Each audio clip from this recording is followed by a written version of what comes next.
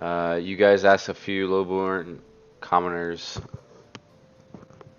where Sheehan might have gone, and you pursued in his direction, and you were able to find some tracks in the mud and dirt that looked like it would belong to Sheehan. As you guys traveled through the forest, you eventually stumbled across a man cleaning his blade of blood near the lifeless body of Sheehan. The man uh, turned out to be a human bard named Kif. And when you asked him about what happened, he told you that this beastly creature had attacked a a human that was just sitting against a tree. And when you asked him about the description, he met the description of Mork. After you guys kind of got acquainted with Kif, a rabid deer came by and attacked one shoe before Erera mercilessly cut its head off. You guys went back to town and started your investigation. You started with asking guards outside the Ashton capital, and they didn't seem to know much, but pointed you to the military barracks where the guards, Brar and Gakin, were. Um, they were the ones that were standing guard the night of the attacks. And when you talk to them, they revealed that they're kind of worried that you're talking to them and like they were hiding something. Eventually, they revealed that they were ambushed by a few men in black that had daggers drawn. And because they were scared for their life, they ran and abandoned their post before the men were able to get to them. Uh, Kif was pulled aside during this interaction by a random lowborn local who just shared some conspiracies about Pale Troon.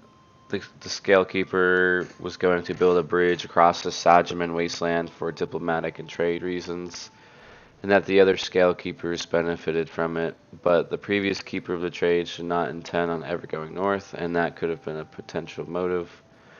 So, essentially spreading conspiracies on who done it. You guys decided to travel to Igrarn's farms based off of what he had to mention, that um, Varen Cowboy's previous scroll keeper, Fiafan, was working there. So you guys traveled there, and you were informed by her that Varen was essentially a creep who tried to come onto her multiple times and often visited the brothel. She also informed you guys that he hated Bahumatan and wanted city revenue to come from mining exports from the Lions Peak Mountains through a mining company known as the Cheskirk Company. And he had tried to get this approved, but the other Scalekeepers did not want it, and that she believes that could have been a potential motive. After you guys gathered this information, you decided to investigate the Scalekeeper's quarters. Around back, you noticed a small campsite just on the edge of the forest. You did see, as you inspected on the back end of the building, you saw dried mud leading up to a window on the third floor, which happened to be Homir's room. Uh, you saw Homir pacing back and forth before retreating to pacing back and forth in his room before retreating to Onid's Inn for the night. The next day, you guys decided to go back to Scalekeeper's quarters for more information. You headed inside, and a young human female scroll keeper aided in informing you that the only keeper that was in at the time was Homir, and that you could just go up and talk with him. When you go upstairs, you eventually talk to Homir, and you see that he seems very nervous about your questioning, and eventually he even ran to the bathroom and barricaded himself in. During this time, you guys took the time to investigate his room and found a couple of things. You found a funding list that showed Homier had withdrawn 10,000 gold pieces the first day he was elected. You found a letter that said, "Give us the amount demanded now, or she dies." And you also found a box that had a painted pinky finger in it with a note written in blood that said, "We are waiting." After a long absence, the party decided to check up on Homer, and you noticed um, through the keyhole that he was holding a dagger, and it looked like he was going to harm himself. So you guys busted through the door and managed to stop him. Um, you guys were able to put the door back on and mend it. So there's that. And you took him back to his room for questioning, where he revealed a couple things. One, that his sister was abducted about 2 months ago before the murders, and that they demanded 10,000 gold pieces, even though he was a lowborn living in the slums. After he was elected as a keeper, the same day, he found the box with the pinky in it sitting on his desk. He also said that he delivered the 10,000 gold pieces to a man by the well east of Ashton. And he also said that he delivered that amount several days ago, and he still hasn't heard from his sister. And he also shows you that there was an initial demanding note that had a name signed onto it that said Roswell at the bottom. And inside this letter, there was a few hairs from what appears to be his sister's head. And with that, Homer wants this to be kept quiet because it wouldn't look good on him and potentially could even lead to an execution based off of stealing resources. But he asks that you guys help find his sister and bring her back, and he's even offered to clear your guys' names around town and offers you essentially a cut of the reward if you guys can help him out. And he informs you that the man that was near the well was heading southeast into the hills, southeast of Lake Fordine, and that area is pretty infamous for sightings of bandits and whatnot. So he believes that's where they might be. With that, you guys returned to Onin's Inn right before we finished last night or last time, so we can go ahead and start from there.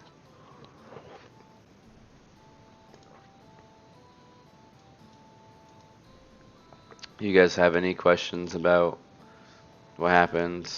Especially you, Wayne. Do you have any questions about what's going on? No, I'm good.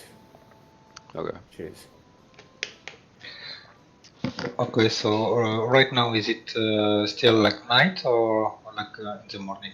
Because I thought we said like we were going to sleep and did like Yeah, this. right. We'll say you guys had gone to sleep, and it is the next day, about 9 a.m. in the morning. So you would notice outside Okay, it is a bright day. The clouds are few and far in between, so there's not really that many.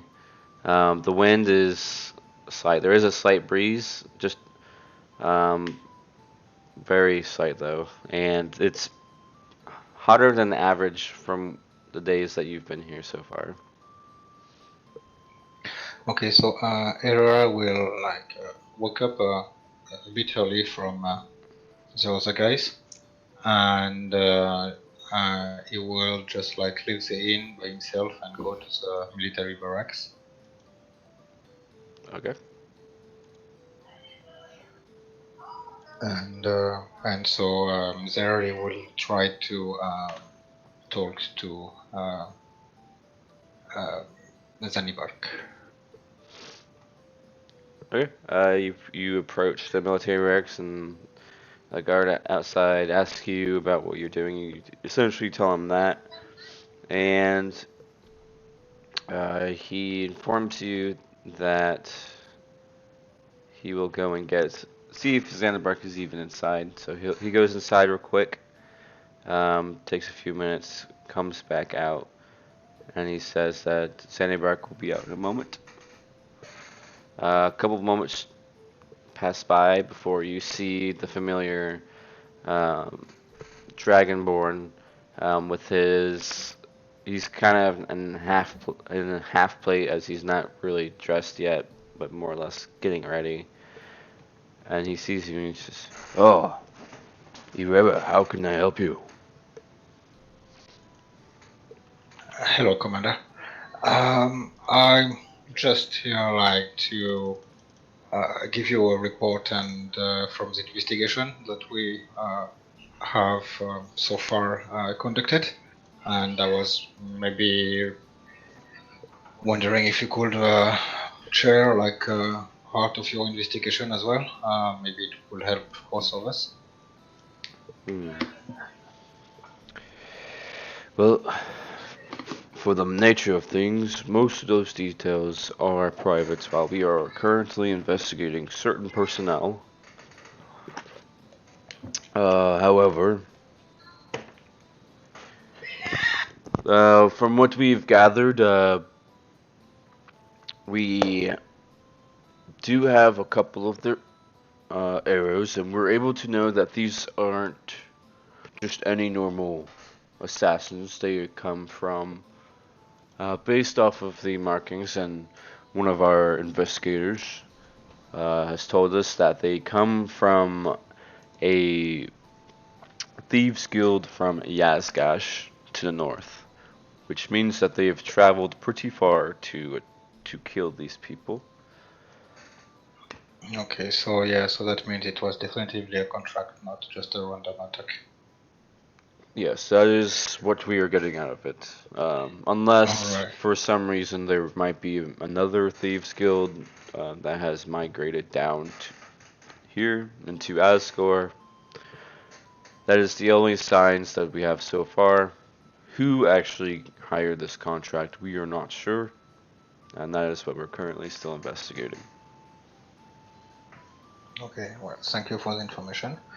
Regarding our part, well, there's not much, like it's still the same, like it's very hard to find out, like it seems to be a contract, not just something random, and we are still trying to find out who it could be. I would like to let you know that regarding our group, unfortunately, one of us has passed already. He has been killed trying to chase for the rogue that escaped our group when we were still investigated in the inn. It's the Tabashi named Shin. He was killed in the forest and we buried him here, there. And so I will, because you said like we were still like not officially clear, like totally clear, and we were not allowed to really leave the city. I would like to ask you for permission for maybe like 2 or 3 days off, and we will come back for sure. But one of our investigation like might bring us to the southeast of the city, around the lakes. So, Well, as I have told you, the information that we have about the contracted assassins, that seems a bit out of your league, Irera, and I totally doubt that you have participated. Um, I am fine with you guys doing that. I'll take that one if anything happens. But please make sure that you guys return until the investigation is done. you guys are suspects, and we have to treat you as such. Of course. That's why I took upon myself to come here and to tell you that for the purpose of our investigation, we will have to maybe be out of the city for 2 or 3 days, but of course we will come back. Okay. And I will, of course, like today, tell you what happened. Hopefully it will be good news. I was wondering as well, do you think like the attack on the Skullkeepers is over, or do you still have some kind of protection for them? Some detailed protecting them? So you're trying to figure out if he has any details about the Scale Keepers? No, well, but I mean, if he has maybe like some special guards or like people like still having like how can I say, like over protection, you know, like Right, right. more guards, more bodyguards, stuff like this. Yes. Well, we do have a couple of guards that post outside of their quarters whenever they are in. Um, as for Paletrune, she is very strong. We asked her if she wanted any protection while she's out in town. She said no. Same with Varen, who's very stubborn.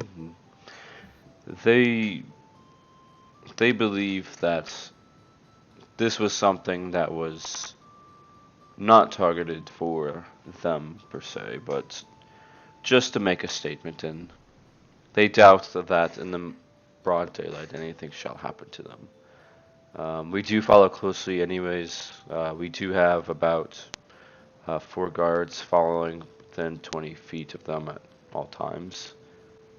But All right, good, good. But because one of our investigation, well, it's still I wouldn't bother you with the details because it's still not 100% accurate, but maybe I don't know if it will be the same party that killed the other skullkeepers, or if it's just another group who taking advantage. But it looks like some of the skullkeepers remaining might be targeted by not like physically, but like blackmail or stuff like this. So. all right. Well, I'll take a look into that and see if they have anything for me. With that, do you have anything else? No, it's alright. Thank you very much for your help. And so, like I said, I guess we will leave town for 2-3 days for this investigation around the lakes. And when we will be back in town, I will update you with our results. All right. Well, I'm sorry about your friend. Uh, I hope you guys don't see any more fall. With that, I'm going to go finish getting dressed, if you don't mind. No, okay. Thank you very much. Have a good day. You as well.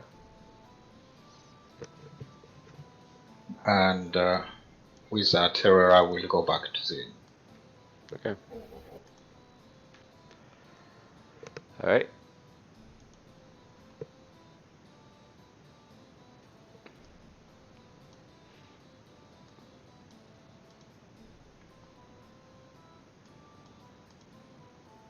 Okay, what are you guys doing now?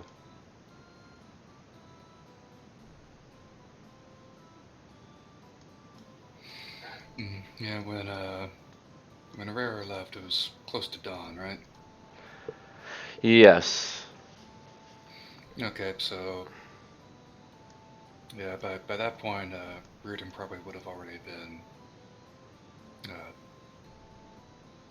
up, elves, meditating and all that. But he probably would have done his morning religious rituals as Herrera was leaving. All right. And now, with Herrera coming back, he'd likely be having some sort of breakfast and kind of waiting on him to get back so they can plan out what they're going to be doing for the day. All right. Yeah.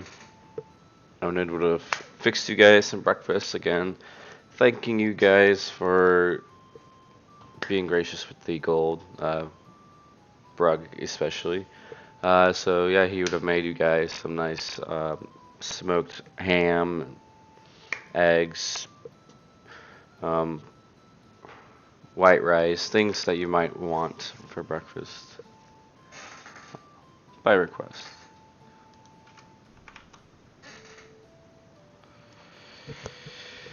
Yeah, Reardon's probably gonna have another meat-heavy breakfast since it was kind of a luxury item for so long. He's taking advantage of it while he can.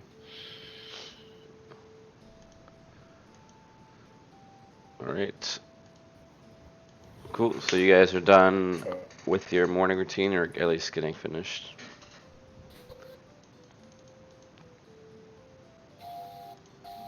Yep, just waiting on everybody to gather. Okay. yeah.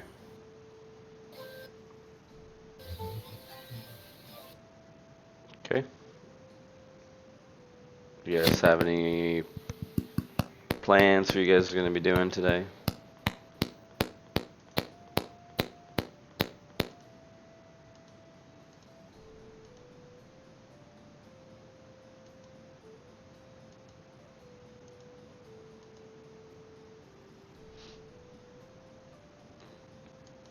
Anyone? Bueller?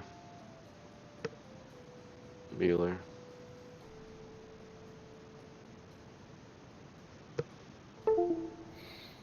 Yeah, I think Dave needs to change the input setting on his mic again.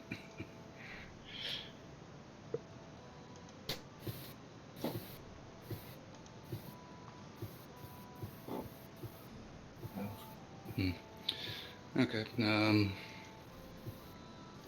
If anyone else wants to start chatting, does anyone know anything about the area around the lakes? I'm not from here, so I don't know too much. No, I haven't been there myself. I was hoping one of you would know the area more. I've not heard too much beyond the fact that it is apparently till the thieves.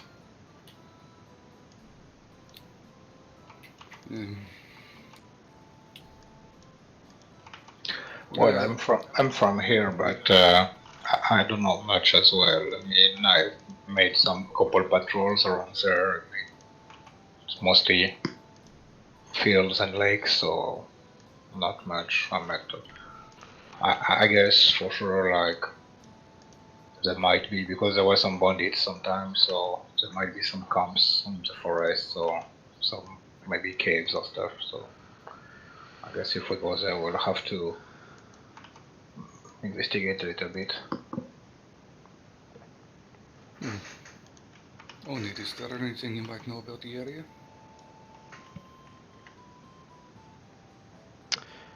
So Onid, you would have traveled around the area as a part of some military missions. With that, you would know that Lake 14 is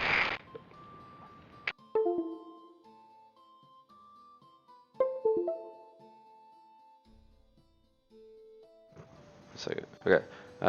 Lake 14 is kind of like a lake that's not really used for much. It is a freshwater lake, but it has this R around it because in the middle of the lake there is an island that is suspected to be essentially cursed by a hag that lives on it. So no one really goes near the lake. There is surrounding it the farms that you guys have visited. South of the lake there are hills, and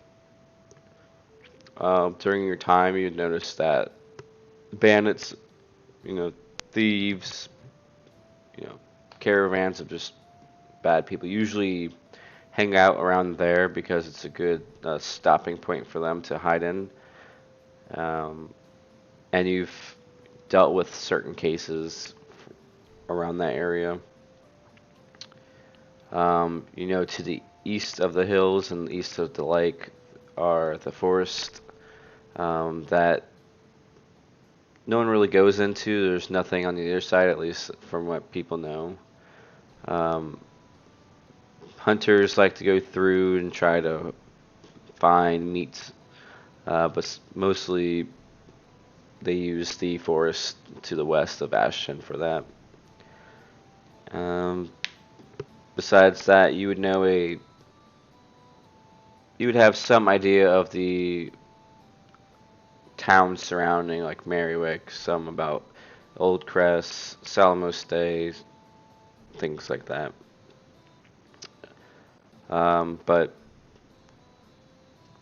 during your time, there wasn't any need to really travel to these places since it was really in a time of peace.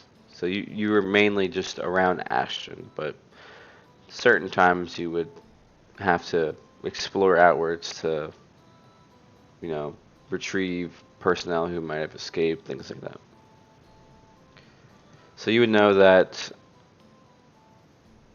there is a good amount of bandits, or at least they like to hide in the hills southeast. So these hills.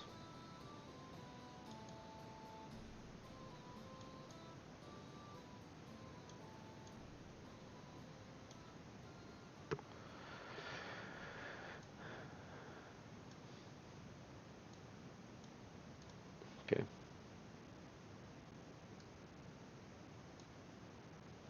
Alright, so what are you guys doing?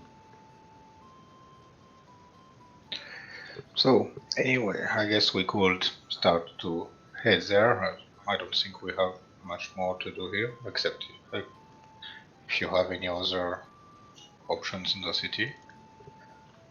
And actually, like I told already with the commander, and he gave us permission to be out of the city for a couple of days, so we don't have to worry about this.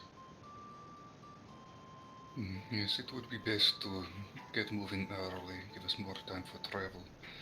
Is there a best way to approach these hills?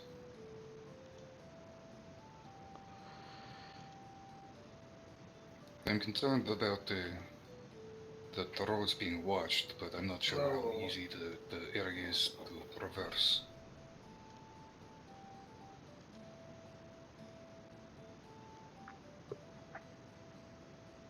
Well, I guess like I said, like there will always be some kind of bandits, but I mean the main road, at least until the lake, is pretty safe. It's more when you go a little bit further on the hills that you will have to hike a bit and well have more attacks. So this is why we'll have to be more careful, I guess. But until there, like it will be pretty safe.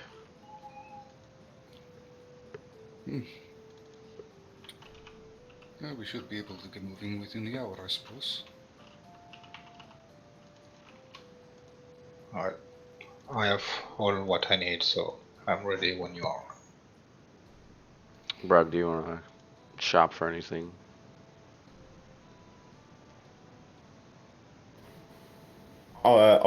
I've had some rations. That's it for me. Alright. So you guys are gonna head out towards the hills? Yeah, probably just sticking to the road to travel a bit faster until we can get to a good point to start heading into the hills. Okay.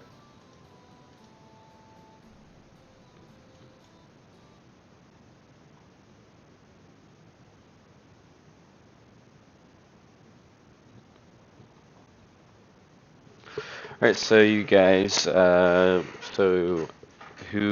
is this party gonna be walking? Who's in the front, kind of navigating where you guys are going?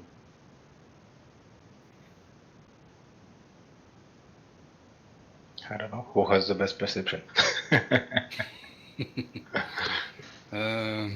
Seems like something Era would do naturally since you are from that area. Well, yeah, I guess. I mean, like if nobody else was, I would have taken like second in the line, but yeah, if nobody. Yeah, probably Rara broke, and then we're doing probably in the middle of the pack, so we can Yeah. best support.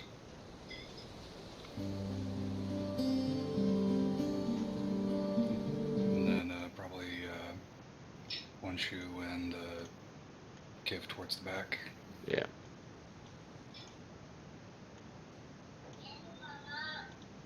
Okay. So let me go ahead and you guys are on here. Oops. Can I hear you on communication? I don't know if you can hear me. Yeah, we can Yes, hear. Dave. Yeah, we can hear you pretty well. All right. That is a object. Okay. All right. So you guys travel. The distance to the hills will take you the better part of a day to get to, just to get to the hills. So with that, you guys travel along. You know you can see off in the distance. You can see the lake. You can see Ashen fading into the horizon. You can see a massive fort down south in the castle. You see. I'll have to work it out. Working fine last week, and I was plug it back in, still not. Yeah, everything else, I can hear the. Okay.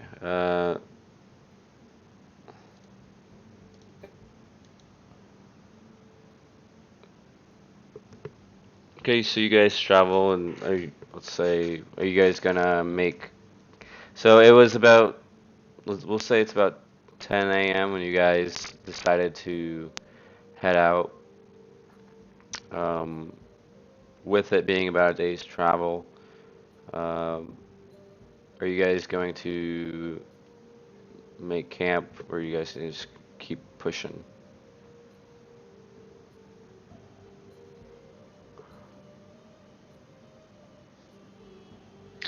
Well, if it's starting to nightfall, I mean, because we don't have like a proper location to go, we might need lights to after investigate and try to find some tracks or whatever.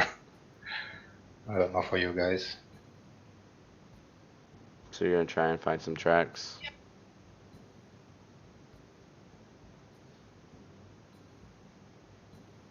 Is that what you're wanting to do? Look for tracks. Yeah, we will have to, but if it's like the light is going to go down because it's starting to be a nightmare, I guess we would be better to camp and try in the morning. But I mean, it's up to the guys. I'd also vote for camping now rather than venturing into potentially dangerous territory at night. Okay. So, I mean, where you're at right now, you are currently on the road. You can see there are some trees around you. Um, you can kind of make out in the road that there's trail marks of carts and things like that, but pretty much they're faded because of the recent rain. Um,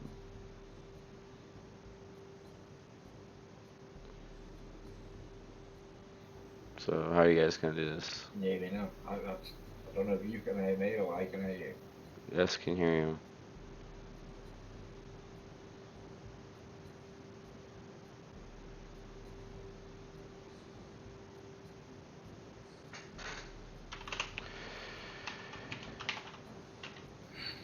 Well, you guys gotta give me something. What are you guys doing? You guys want to make a camp? Then you gotta say, hey, I'm gonna do this. I'm doing this. Okay, yeah, no, just let's see, do we have a tent? No, probably just probably avoid a fire, but just clear out an area for some bedrolls near the road. Okay. Sorry, I was trying to help Dave troubleshoot. So, Yeah, we can even maybe make a fire. I mean, even if we get attacked by bandits, we could always have some of them talk, and maybe we could get some information as well.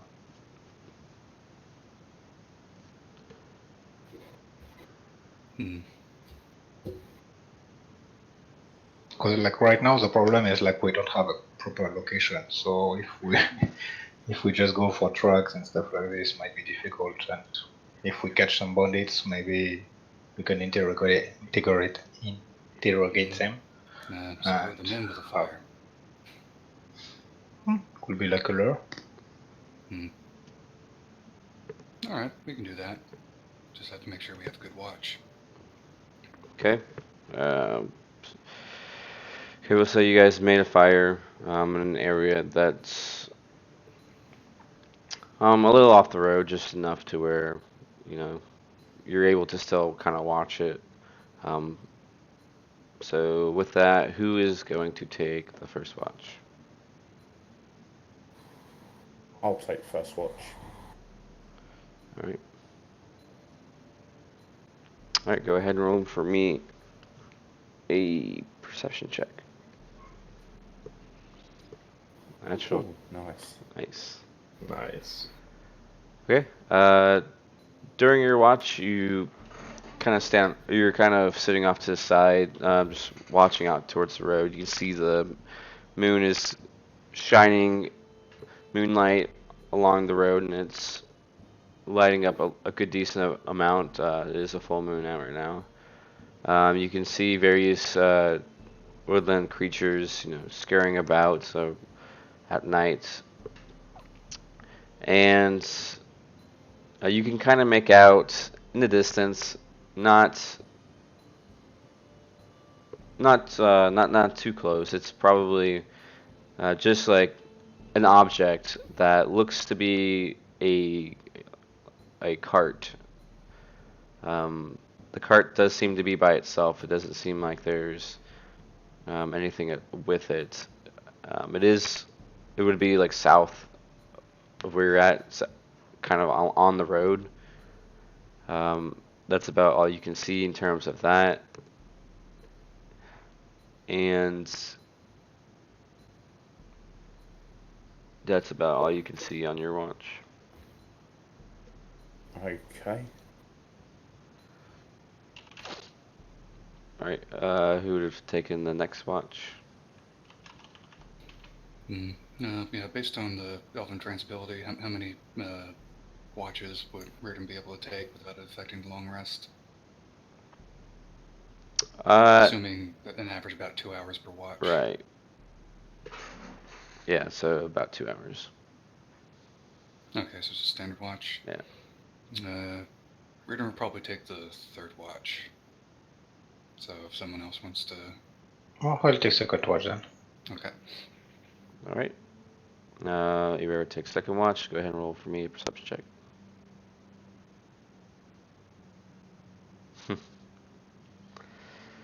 Yeah, you're Nice. too busy, worrying about the investigation and the things that are occurring. You kind of lose track of time, not really paying attention.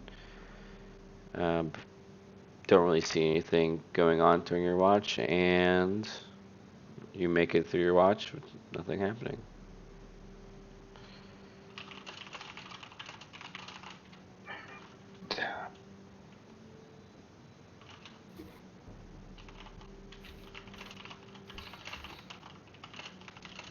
Okay, so Rare's watch done, Reardon will take over.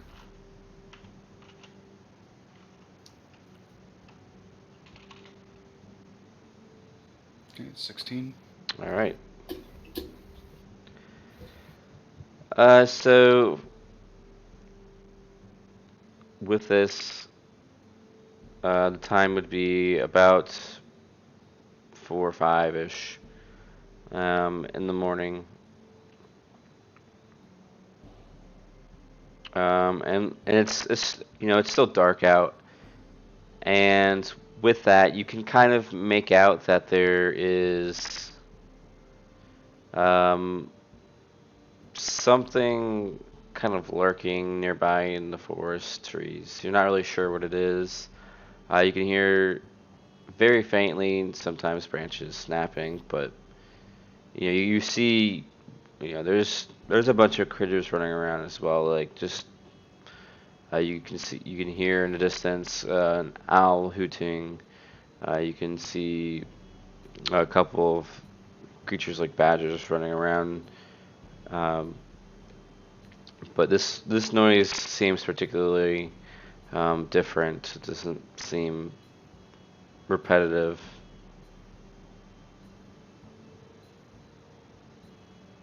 And it's so from where you're standing, you guys are like on off the side of the road. The trees are kind of behind you. Mm-hmm. Okay, so away from the road? Yeah. That's where it sounds coming from? Yeah. Hmm.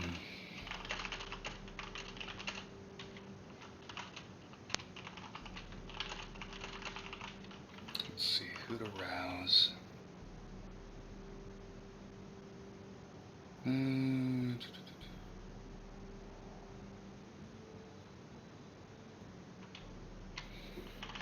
One second. I think for now, Rhythm's just gonna stay mindful of it and listening closer if anything changes. Okay.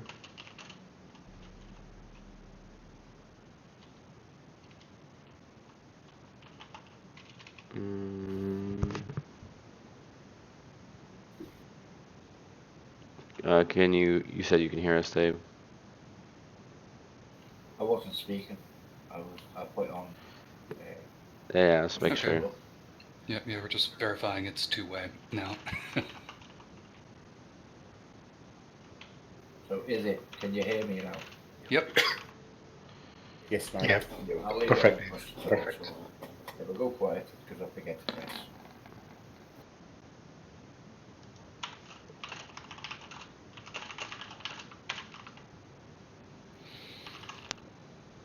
Okay, so you're trying to essentially just wait it out, see if you hear anything else. Yeah, he'll have his crossbow ready, but he doesn't quite want to make a move yet. Okay. You don't hear any more continuing of the noise. Give me 1 second. Oh yeah, okay. Yeah, you definitely don't hear any more of the noise. And you... Sorry, I'm trying to... Alright, so you're standing there, you're kind of... Are you like facing the forest at this point? Or are you facing the road? Since the sound is coming more towards the forest, he's devoting a little bit more attention in that direction. Okay. So if you could please tell us how you're going to do this. Who? Oh, okay. I'm gonna stealthily walk around on the edge of the forest with my bow drawn, aiming directly at Herrera. Trying to keep attention away from me, but still approaching. Okay. And when I get about 30 feet away, I'm going to release an arrow on the ground, or directly into the ground in front of him. You mean... And then Are you talking... You another. mean Riordan? Yeah, sorry, Yarden. Okay. Then I'm gonna notch another arrow. Okay. I'm gonna wait and see what he does for a moment. Alright, Riordan, what are you doing? If there's any cover nearby, I'm gonna duck behind that, and I'm gonna alert the others. Okay. How are you going to alert them? We're taking fire from the forest. Up, up, up.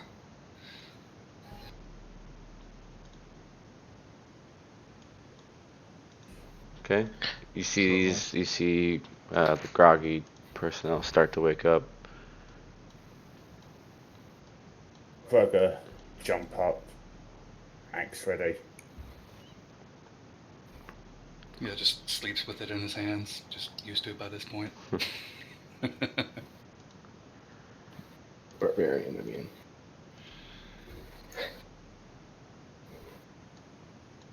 Alright. I'm gonna, with my bow still, with an arrow drawn, now directly at Berg, because he's standing and ready. And I'm gonna yell, "Hello there!" How do I? There we go. State your name and your business.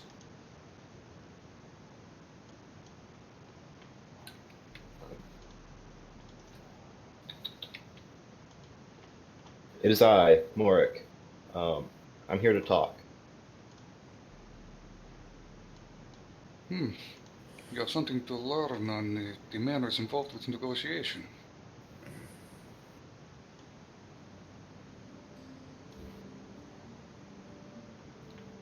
This business is important. I don't have time for negotiations. We're gonna speak immediately with no meandering around it. Well, it is true that we have lots of things to speak about. So, tell us, Yeah, what like do you want? why you run away? I ran away because I have certain affiliations with the people who attacked the Scalekeepers, and if the guards were to have found that out, things would have gone very poorly for me and most likely you as well. Well, actually, it's your escapes that made things much more difficult for us. Like, luckily, the current commander, he's quite wise and, like, could make things apart, and mostly, like, he trusts us that we are not involved, even if officially cannot say so, so we are still under investigation, but it's not thanks to your little escapade. It would be much worse if they were to know of my connections. Well, I noticed something, so I might have told him that you seemed to have some knowledge of them. He actually wants us. There is a bounty on your head. He actually wants us to bring it to you. That's unsurprising. So tell me, what exactly is your business with these guys? Your relationship?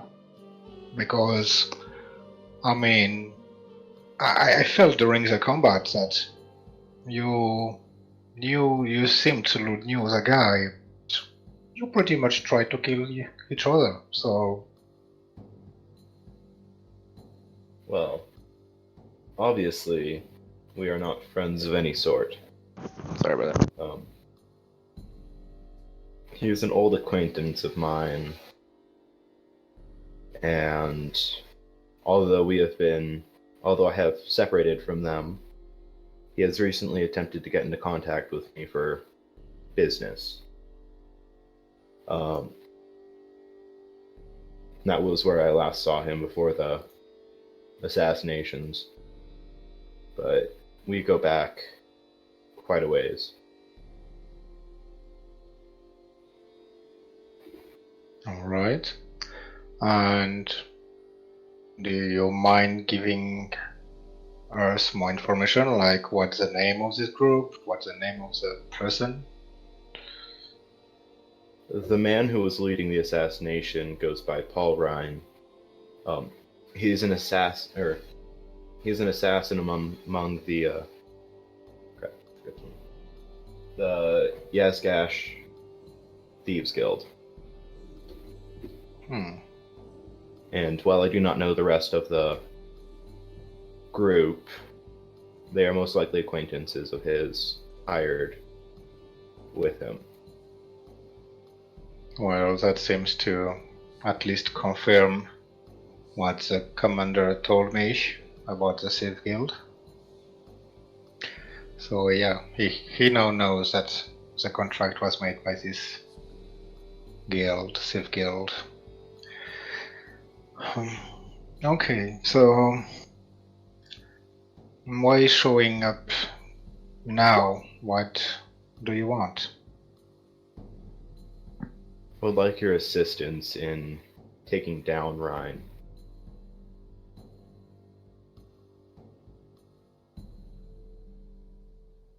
Okay, but why now?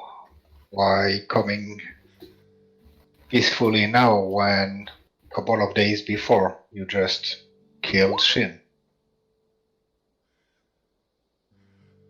Sheehan attacked me first. It was not my intention initially to kill him. However, I will defend myself against anybody. Something that he learned quite quickly.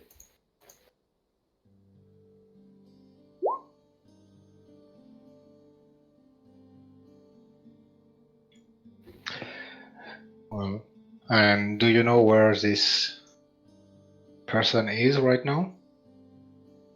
Well, he is most likely in the Thieves Guild hall up in Yazgash. So you doubt he's anywhere near the area any longer? He may be, but odds are that's around where he went. You know, never stay too close to a crime scene. Are there local affiliates? And by any chance, do you know any person called Roswell? Roswell? Yo, Dom, do I know anybody by Roswell? No. No, I do not. Alright, so I guess they really might not be the same group and just opportunists.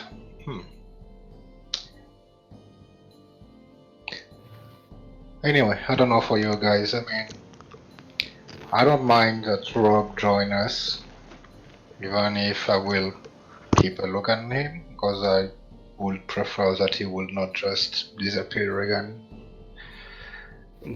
But right now we still need to... Sorry? It is clear he is not friends with our, at the least. Him running away, it was brash, but... Well, at least we have a common enemy. That we do.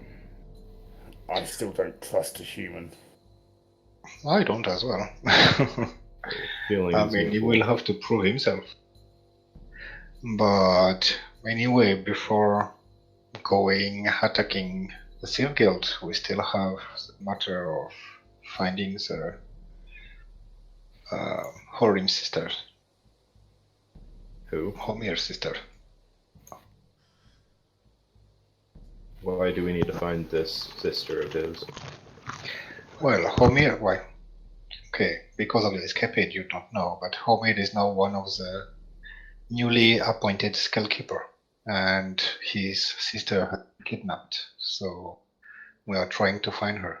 And so it will mean some reward, and having Skullkeeper on our side could help. It is possible, since they are trying to influence him politically, that this might be part of the larger scheme. We might learn something.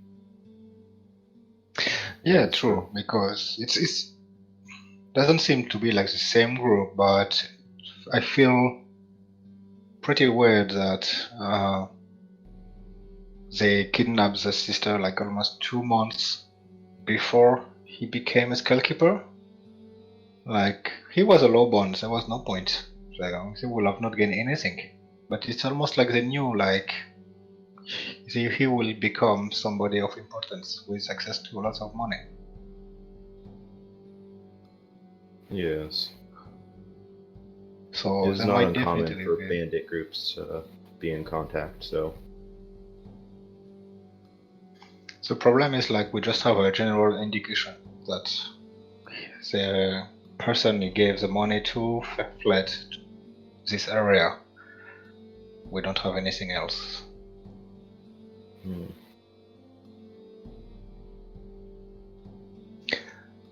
So if you accept to join us again and that we party again to all together, I will suggest that we first find his sister. Maybe your talents might help trying to discover some bandit lair around here. And once this will be dealt with, we could go deal with your Civ Guild. Very well.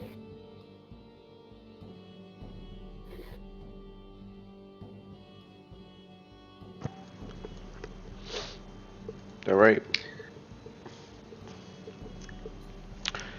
So what are you guys gonna do now? You guys gonna go back to sleep? Yeah, the people that weren't on watch can go back to sleep. We're gonna probably keep going with this watch before handing it off to probably one shoe. I'm gonna be awake this whole time. No, yeah, Reardon will as well. He just won't be on watch. He'll just be doing light activity. Okay. So with that, I would say, Riordan, you can make a perception check, and so can One Shoe and Mark.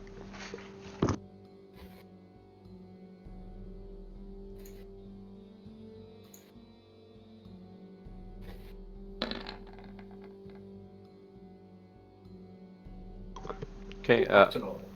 Yeah. So you see how the sun is starting to come up.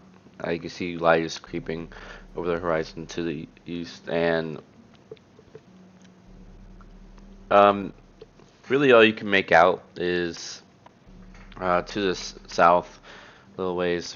You can kind of see it more now in terms of what Brad could have seen. But you do see a cart that is kind of overturned. There's no horses or any personnel nearby, but besides that, you can see just around the end of the forest, you can see hill formations beginning. You can tell that that's where the hills start.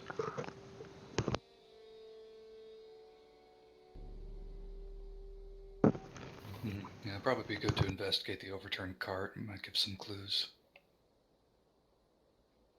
Yeah, I'm gonna Anyone wants to take pull part out a in that? lantern. Yeah, Since the I'll sun's coming up, Oh, yeah, that's true. So everyone yeah, wants to take up. I imagine we'll be able to start doing that as a party. yeah. Okay. So with that, we'll say that Kif and Brug wake up, as well as Ibera, and you guys kind of get ready. Maybe you guys eat like a quick meal of your rations. Well, yeah, in a couple hours that Ritter wasn't on watch, you could probably get some, just some light food from the forest. Okay. Just so they can get going, not have to prepare food. Something light from the forest. Oh wait, yeah, sorry, I was thinking of a different character who has Outlander. Sorry, but I mean, if you want to try and hunt for something, you can also do that. Or foraging. yeah, just foraging.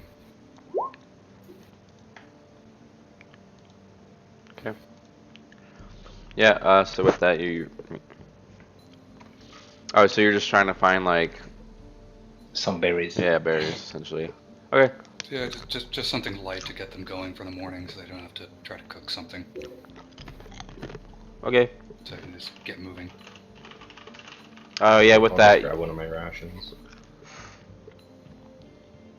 you do notice in the forest there's nearby that there are some wild berries.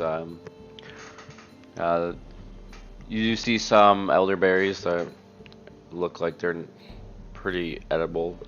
Go ahead and eat those. No, you can tell by looking at them that they don't seem poisonous of any effect.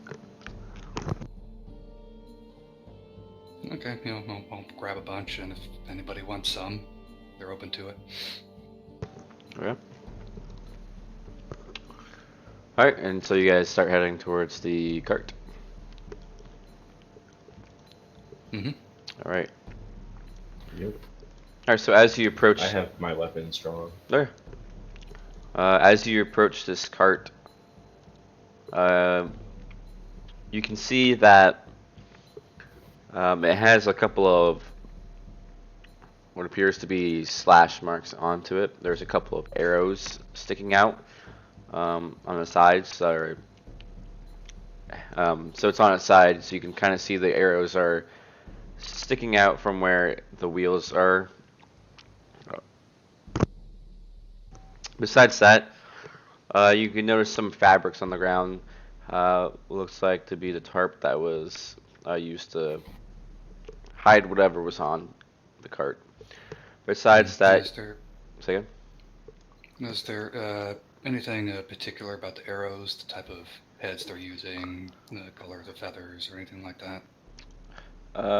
Make an investigation check.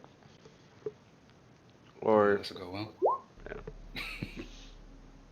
okay. From what you can see, they look like normal arrows. There's no specific design to them. They're wooden. Yeah, nothing identifying. Right. Right. Besides that, you can tell from the slashes that it looks like it could have been from a blade. You can see what appears to be some tracks around the cart, but can't really tell where else it's leading to. Are there any broken items that might indicate what was on the cart and what was stolen? Yeah, so you do notice there are a couple of also on the other side of the cart. There's a couple of, let's say, 2 broken barrels inside. There's some small amounts of rice grains inside of it, and you can see that there's essentially a dried up pool of blood near where the cart, where the handler would have sat, and it's kind of, you can see that it's kind of, it had dripped down from where he would have been sitting, so the wood is stained, as well as the dirt having... Be able to make an educated guess on how long ago the attack was based on the blood? You're not really sure with that investigation check. Can I have a look at the blood? No, I was hoping for medicine. I Yeah, you can look at it. I would say, yeah, you can do a medicine check as well. Probably won't be great still, but oh well. Yeah, it's okay. Can't use survival? Okay. With that, yeah, you can tell that it looks like it's been there for a while, probably at least a couple days. Okay.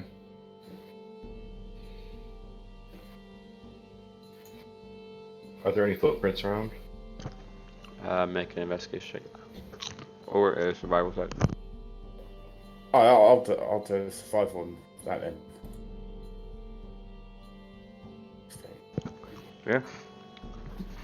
Yeah. You do notice that there are some footsteps, and they're leading off, kind of trailing towards the hills. Before the hill area starts to become grassy, and then once it becomes grassy, you don't see them anymore.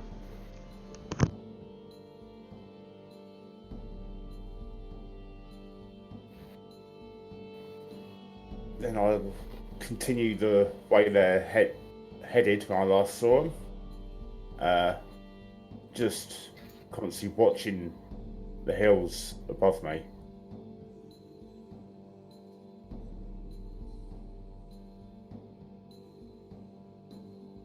Alright, so you're trying to follow the tracks? Yeah. Okay. Like I said, as you follow the tracks, they quickly disappear into the grass. Yeah, and then I'll continue going in the direction. Okay. Are you I guys last gonna saw go them. with them, or? Yeah, I'll follow. Yeah. Yeah, I'll follow on, and I'll. Can I just look and see where he's following? So, he's asleep. Can you see what? You said he was following tracks. Can I just investigate to make sure he's following proper tracks? No. I mean, if you want, you can investigate what type of tracks there are. It's one thing I'm trained at, so it might follow up.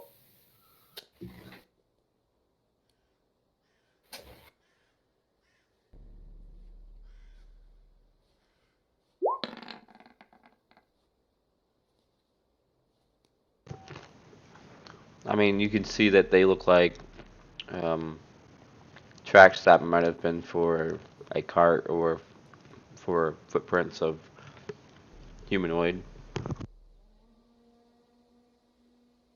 How bad's that? I get a +6 to investigation. I rolled 6. What do you mean that has the +6 on it?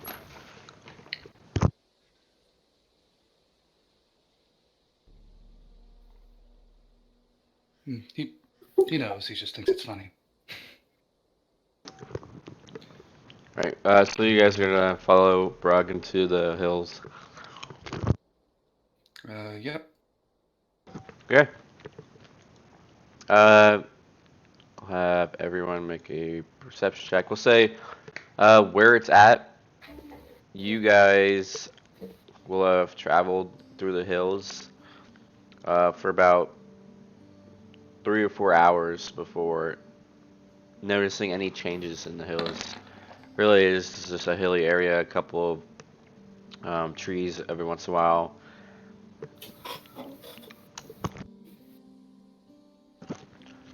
With that, Riordan, Brug, and Onchu,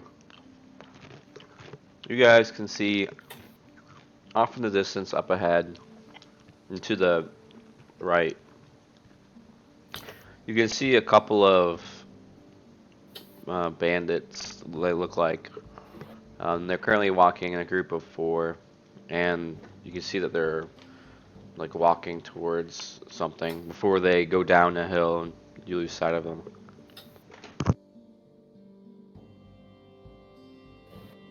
Did they seem to be moving in a way that indicated that they noticed us? No, they were facing away from you. Okay, yeah. I'll motion for the party to stop. Kind of gesture over and indicate that I saw 4 people off in that direction.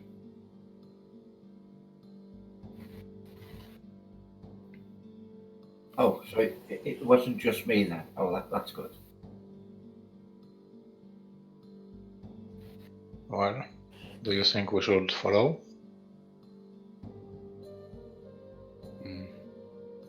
Yes. They may lead us where we're going. We might. Morik, I'd say you move a little bit more ahead. We'll follow behind this safe distance so as not to give you away. I agree. So I'm gonna go ahead and stealth ahead. Alright, so you're gonna go ahead and roll a stealth check for that. Okay. And you're just gonna try and come up on them? I'm gonna just follow them within, or to the point where I can see them, but not getting too close. Okay. So you managed to come close enough to where over the hill you can see there is two. Well, go ahead and roll for me actually instead. Perception check. Not my forte. Okay. What you see is you can see two hills, and in between these hills, it seems like there's a little path. That seems the grass has been stomped away over time, and it leads downward somewhere. Can't really tell from your distance. Okay, can I see any buildings? No. Caves? Nope. Alright, You can I'm see gonna off keep in the going. distance. You can see the forest leading to the east. Okay, so it just looks like a well-traveled area. Just the area where leading up to this area is kind of going down between the hills. Okay, I'm gonna continue forward. Okay. Um. Yeah, roll up. Give me a second.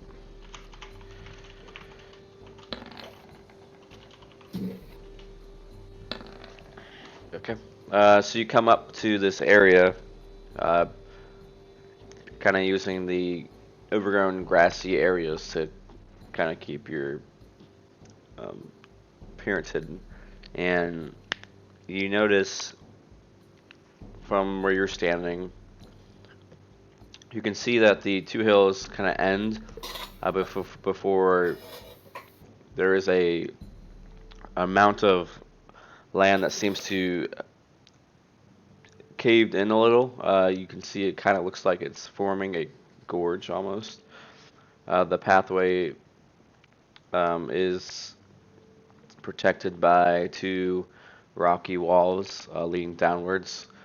And go ahead and roll for me a perception check.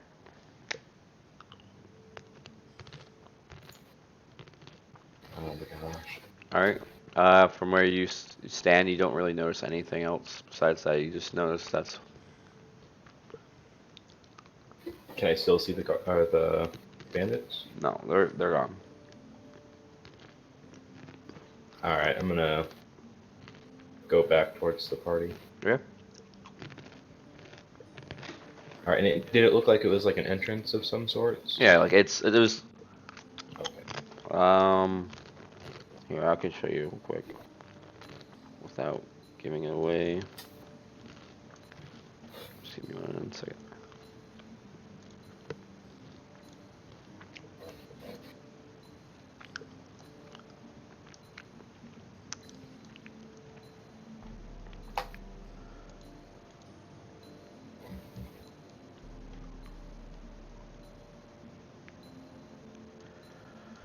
Alright. Pull you to this map real quick.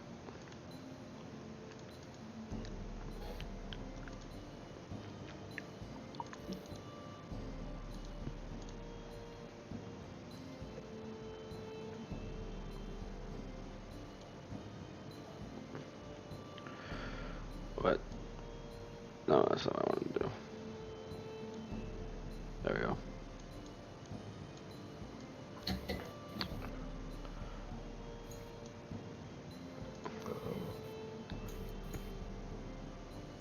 Yeah, it's just pure black for me. Yeah, 1 second. I'm sorry. Put you on the wrong map. Okay. Alright, so you should be able to see what I'm talking about now. Yeah, I do.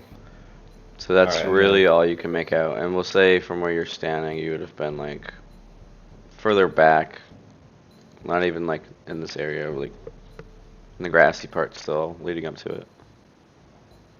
Okay. Y'all definitely head back towards the party. Okay.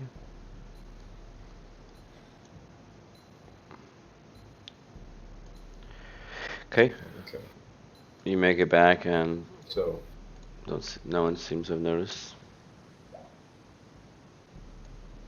I believe I found the entrance to their camp of sorts. There's a small gorge with a bunch of tracks heading in towards it.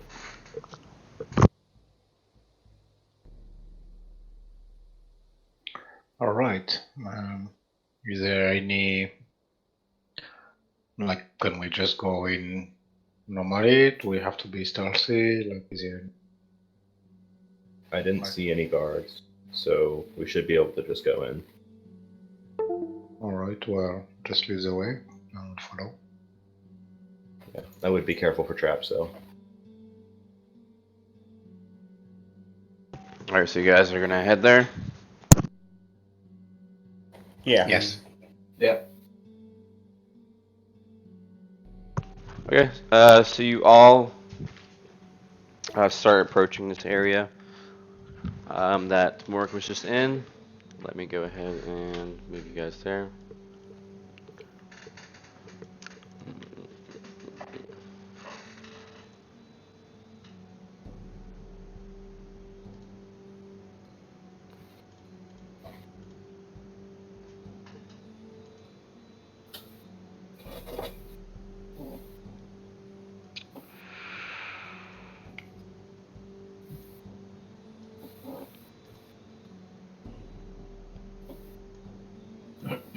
Alright, you guys, can you all see?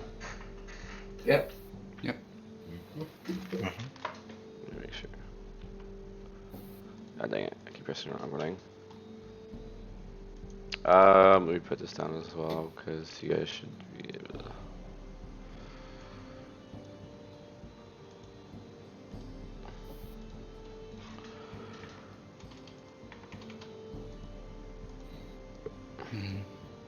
Yeah, about how high are the cliffs around the gorge? So you can see, we'll say that you guys aren't really this close yet. It's about back here. You can see that you can make out in the gorge, as you approach, you notice that it's about, you can't really see how far it goes down from where your positioning is, but you do notice that there's like a top layer that kind of goes down, and it looks like it's about 20 feet down before hitting another rock formation that goes down even further.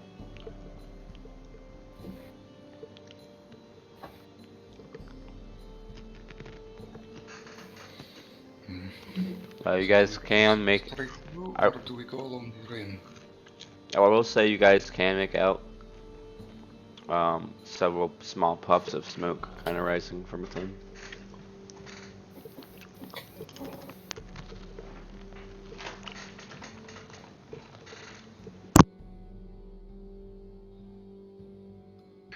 Okay, guys. So how do we want to do this? We'll just all go straight ahead, or part of us straight and others following the cliff, in case to make like some kind of ambush from the.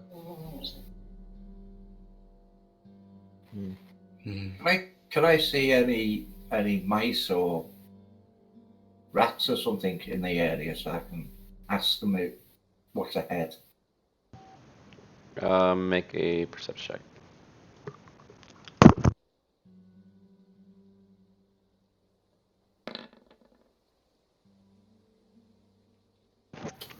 Okay.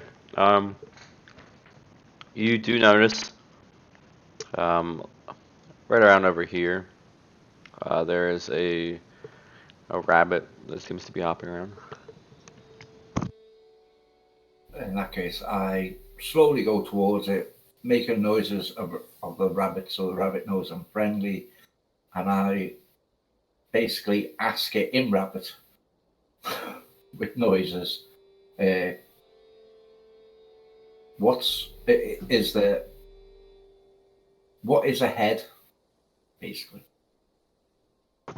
So are you using spell speak with animals? It's a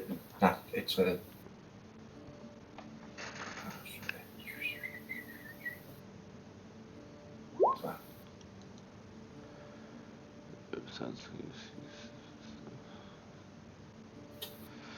I'll get back. Okay. Okay, so it does say simple ideas, so you can kind of understand what it's doing, but you not necessarily like, oh yeah, there's like friggin' 10 million ogres down there.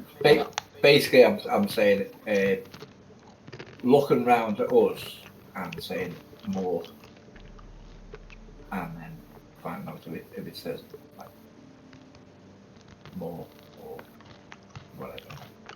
So you're gonna walk up to it and do this? Oh yeah. Yeah. We'll say you're over here then. Go ahead and roll for me. Never mind. Give me a second. I did make the noises as I was walking towards it. Alright, So give me a second. Oh, yeah. Alright, so as you're talking to it, it kind of looks at you while you're talking. And you see... Where is it?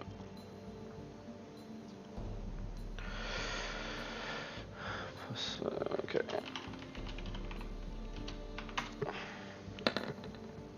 Of course. So as this is happening, you hear coming towards you as you can see a arrow hit the rabbit and send it kind of like stuck into the ground. You can see it's squirming about as it is like making little noises of pain.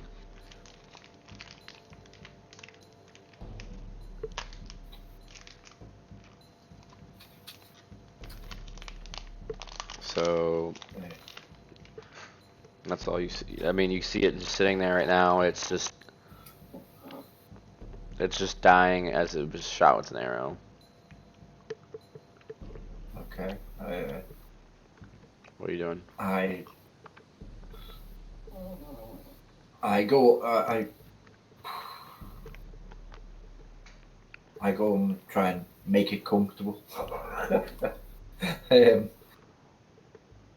And say basically, sorry about that. I don't know what happened, but you want you want to make them bet, make them pay for it. So through its noises, you can kind of make out its gesture is trying to tell you, kill me.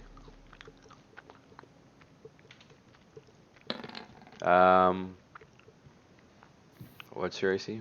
That's a 14, right? Better take. it's I've got me thingy on, so it's 15. Mage armor, I think. Right. And what about us? Like from where we are, we'll have been able to see that the rabbit was struck by an arrow. Anytime a spellcaster wanders more than 10 feet from a group, something bad happens. I would say you can make a perception check to see if you see this happening. Okay.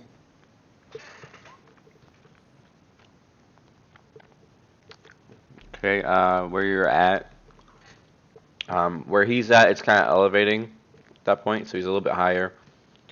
You're more focused to trying to see what's inside. You saw at first that he was talking to the rabbit, but you haven't really noticed that he's over there, like in distress. He hasn't given any signs really that he's in trouble. Okay. With that, From where I am, could I see? I mean, you can roll as well. Yeah, you don't. Never mind. It's fine. You probably, if you could hear, I think it was probably me going, oh no, poor little rabbits. Can I give it a go? You can, yes, if you want, go ahead. You guys are just Nah, he's fine. He's off playing with his rabbit. He's fine. all right. You all see that this forest gnome is just busy playing with animals as he likes to do. So you guys are more focused at the task at hand. And with that, Wenshu, as you're trying to comfort this rabbit, you can hear the same noise from before as you're an arrow coming by, and it hits you in the arm and does 8 points of damage. I scream out, not very quietly, very loudly. Okay, so you can go ahead and update your health. Yeah, I'll do that now. And so we reached the conclusion of every single stealth mission in. Yeah, pretty much. Can I look to see where it came from? Make a perception check.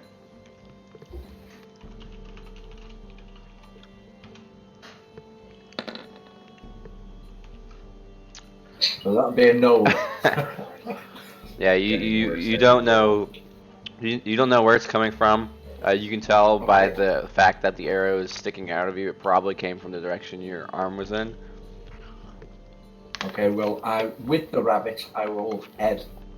In which case, okay. About as far as I can go. So you notice that the arrow probably came from like this area, like came that way. Well, I would move Okay, what are you? What's everyone else doing? that way. Well, as he shouted, I will go in his direction, towards his direction. Yeah, Like, say like, hearing the what's noise, up? would have gone up. Yeah. Somebody I'm shooting gonna arrows. sheath my swords and pull out my bow. Okay. Somebody shooting arrows at me. Kill me, rabbit. Wander off. That's the rabbit. What was the head? But right now, at this point in time, the You're rabbit next is to enemy dead. camp. Do not wander off. I'll kill. I would, as a cat. No, when you said it killed me or something, I would have wrung its neck. Dinner for Broad. Okay, so you guys doing? You Yes. guys are approaching that area. Do not waste good food. I've got an arrow in my arm. Fine. Medicine check to try to get the arrow out. I'll go for it. Come on, crit one. Alright. Yeah, you're able to pull the arrow out and see blood start to pour snap out. the shaft and then Okay, pull the rest okay. of it through. Okay, so you're pulling it all the way out? Yeah, just snap the shaft Okay. and then Yeah, you pull it out and you Pull it- see that there's pull blood it through. coming So out. if he pulls it backwards, it's going to do more damage. Alright. And as he said, he got shot, so Aurora will to like investigate again, like see like if you could see anybody around. I'll point the direction it came from. You can make a perception check. No matter way.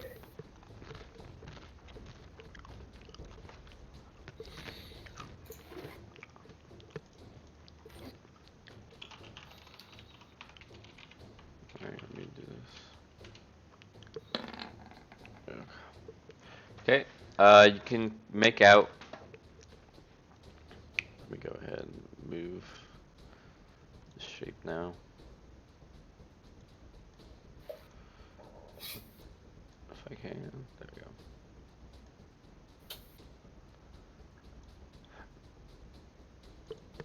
You see,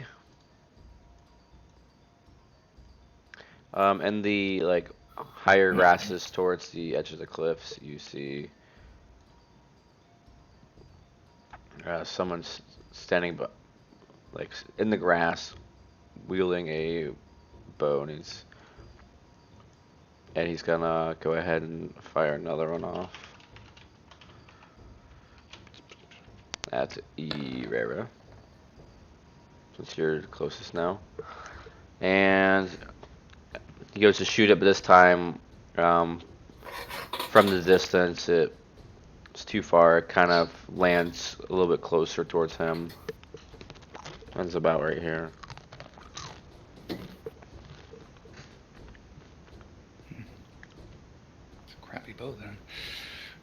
Sure, Pop.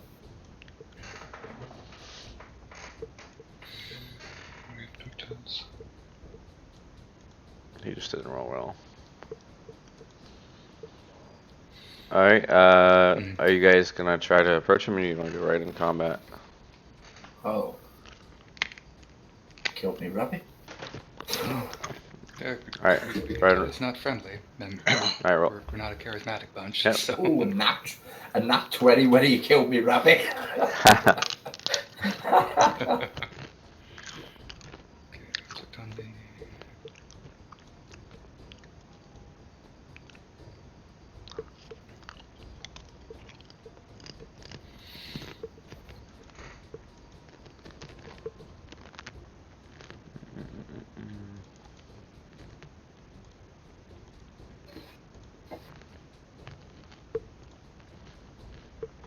Give me a second.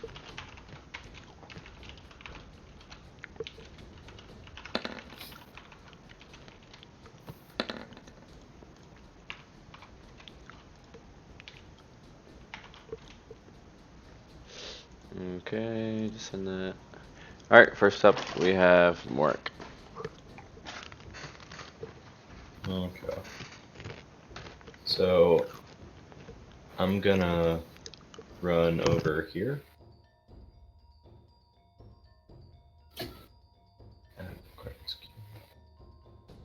Alright, and actually, yeah, and then I'm gonna shoot him.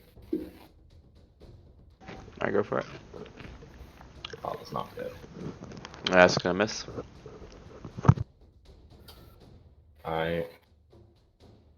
And so right over here, actually, no, never mind, I already used my movement. Yeah, I'll just stay like this, I guess. Okay.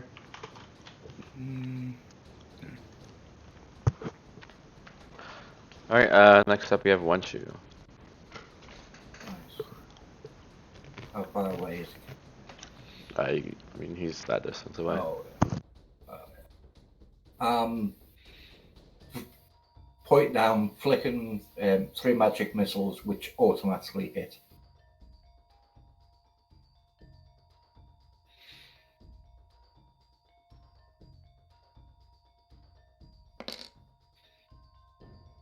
It's just that's 1. It comes out with there's 3 of them. I'm doing it at level 1 anyway. Sorry, let me do that.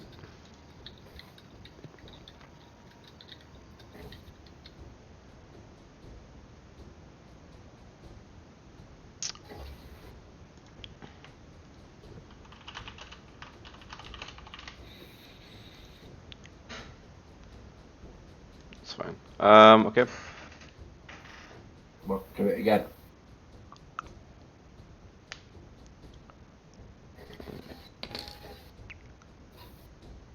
So you got hit for 12 points.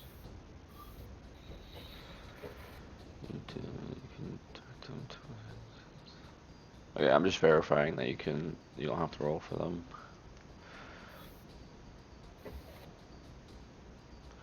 Deals, yep. Each hit what you can see within range. Right. It hits 6, so yeah. Yeah, magic missiles should be an auto hit. It is. Yeah. It's it's relatively low damage. Right. Okay, so you... Alright, so those two... You said you're doing all 3 of them? Yeah, that's... The first one is 5, Target, the second one is 5, and the next one was 2, so 12 hit points. Okay. Just, yeah. Yeah, I thought you see these magical, like, pink aura missiles shoot out from One Shoe, kind of guide over the hill and are able to hit him. You see that he steps back with each missile that hits him. And I sort of smile out and go, smile and go, and there's more like that coming your way, you rabbit killer. More noise is not needed right now. Okay. Maybe not, Bob. So he can't hit one shoe from where he's at, so he's gonna try to hit Ivera.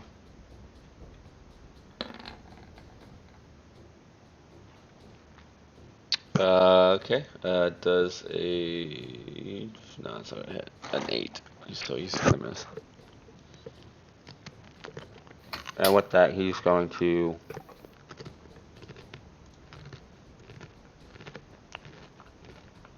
start running back towards over here.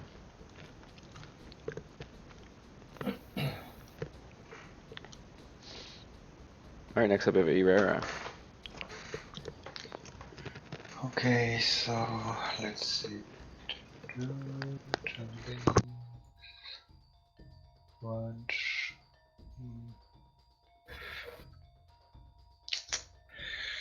Beautiful.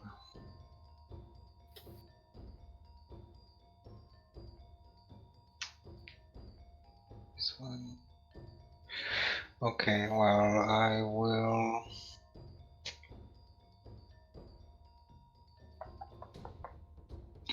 Well, I will take a javelin and like shoot at him, like throw it at him. So Yeah, that's gonna miss. 12 is okay, and I will just like stand where I am, like looking at him and ready for anything.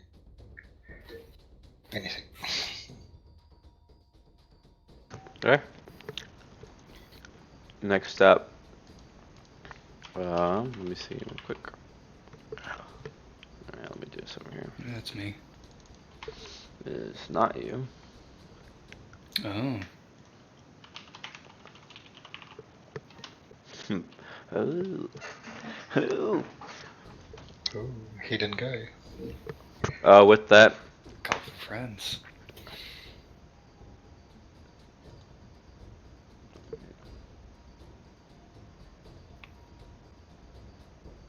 Hope it's not a rogue, otherwise sneak attack. okay. With that, Brug does a 18 hit. Yes, it does. Alright, you take. Oh. You take 9 points of piercing damage. As a Okay. arrow comes, you can kind of feel it come over from this direction, but you can't really see anyone unless you do a.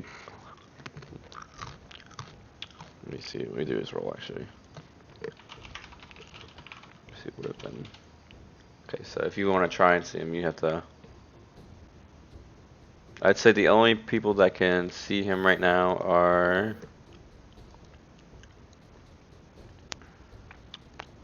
Based off that roll. Actually, Brug, you can see him. I can. So, Okay. so I'll just say you go ahead and shout out that he's over there and just reveal him now.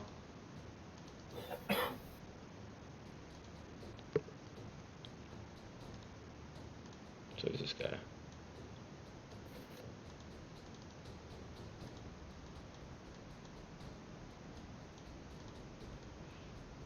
So he is currently like on top of like a 5-foot raise. And after he does that, he's just gonna stay there. Alright, Riordan, you're up.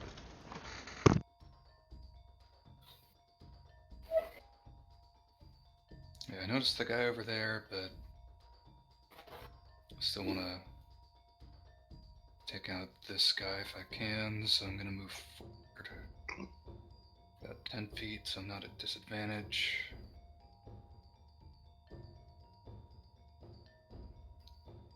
And take a shot with the light crossbow. Go for it. That's gonna hit. That's gonna hit. And 10 piercing. Okay.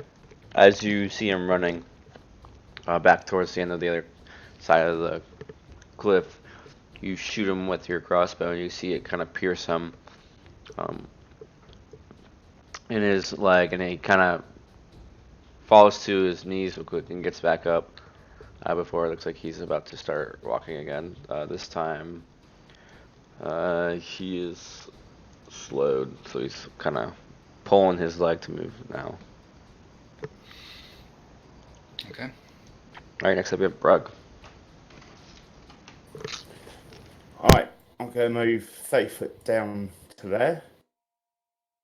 I'm going to chuck a javelin. It's gonna miss. And bonus action, I'll rage. All right. Next up we have Mork. Alright. So, over here, is this like a little bit of a ledge I'd be able to hide behind, or? It goes up from the dirt towards the cliff, but it's not really something that you can be hidden behind. Where he's currently standing, he's at a higher elevation, so he would be able to see you from there. Okay. However, like this area, that's kind of raised. It's about 3 feet raised, so you could probably like Just the lay grass behind enough it. to hide in. Yeah. The grass that would be Yeah. high enough to hide in, it would be along the edges of this cliff.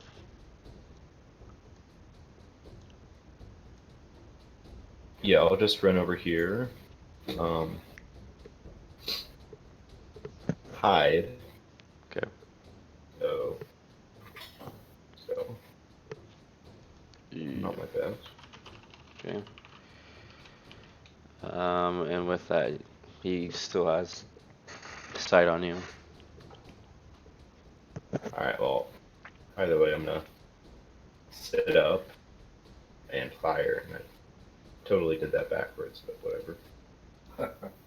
You gonna fire at him? Okay. Yeah, it's gonna hit.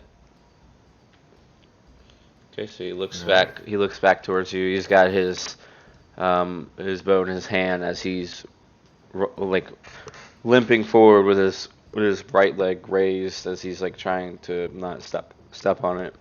And he kind of looks back really quickly. He sees that you move around towards the area. He can see you like aiming at him with your bow. He kind of hops a little bit quicker, but as he gets towards the cliff, you manage to hit him with your bow, and this time you shoot him in the back, and he falls over and he slumps down. He almost slides towards the edge of the cliff, but he's able to. His body stops right about there. Okay. So I'm just gonna run over to here and finish off my turn. Okay. Next up, we have One Shoe. Hey, can I see this one down here?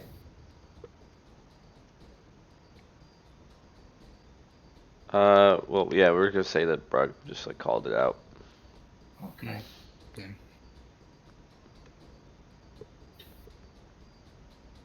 Okay. I'm aiming at him. Well, pointing at him. This time I'll do a bit different. I will hit him with a scorching ray. 3 bolts all at him. It's 3 times. Okay. It says you heal 1 at a time, or you're gonna make a ranged spell attack for each. So I'll do 3 of them. First one. Second one. And third one. Okay. The first one hits. The other 2 do not. So with that, you go to shoot your scorching ray, and you see the first one is able to like curve up towards the lifted area and hits him. You see the taller grass around him like kind of fades away as it's burned. The other 2 though, you see one crashes into the cliff right below him, and the other one also crashes like right on the ground. Okay, and then I'll sort of step back behind me wall. Okay. And that's my go. He's out. So next up, we have Irera.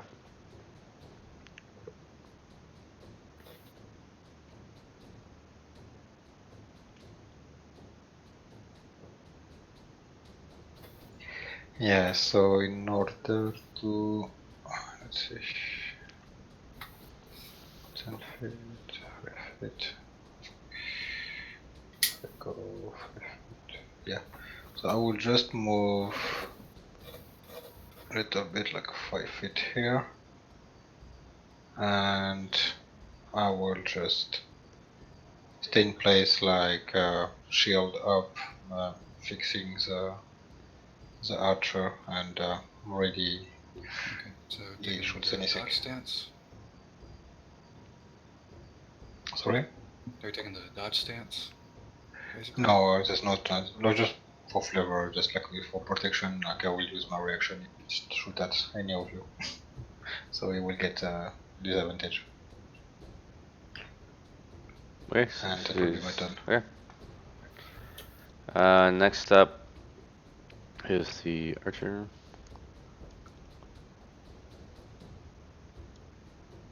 I didn't even put GIF in there. Oops. Quickly add him in. Not that it doesn't matter.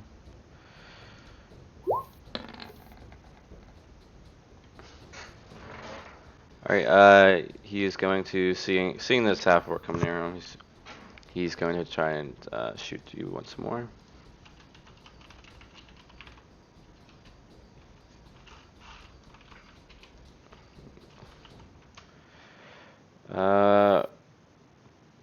Okay, and that's so he goes to shoot, and he's like kind of in a hurried stance because he sees how many of you there are, and he sees this half orc let out this monstrous rage sound as he's approaching him, and he goes to pull his bow, and he actually snaps the string off the bow, and with that he's gonna throw it down and start running.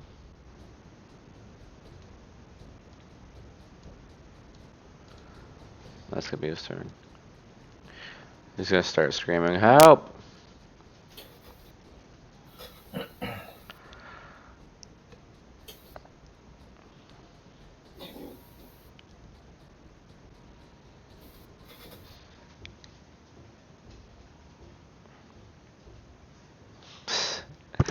Seems like we're gonna have some more problems. Your bow explodes. No, okay. You go to shoot it, and as you do so, you try to shoot it off, but your finger kind of slips, and the bow or the arrow just kind of falls down the cliff, just tumbling towards the ground. The arrow, not the bow. Okay. That's all you're doing? Yes, just have a bonus action, but yeah, I don't want to use that spell right now. Okay.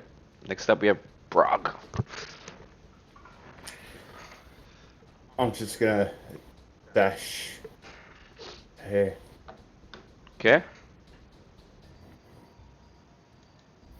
Next up, we have Mork.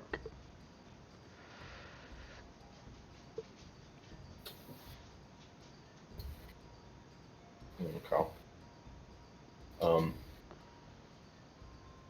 I'm gonna run over here, and from here, am I able to see this guy? Yeah, they're about the same height. Alright, I believe that's 80 feet away. Yeah.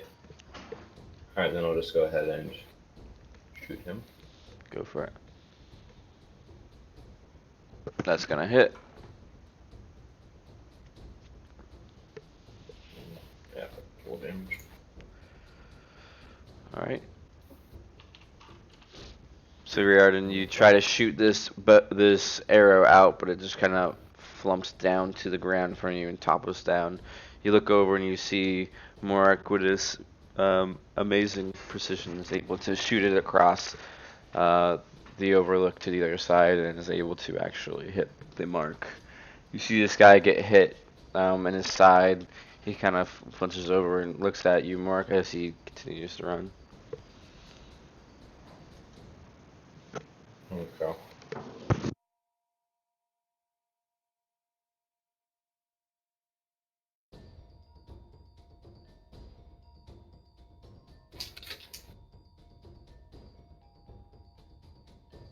Can we hear anybody coming?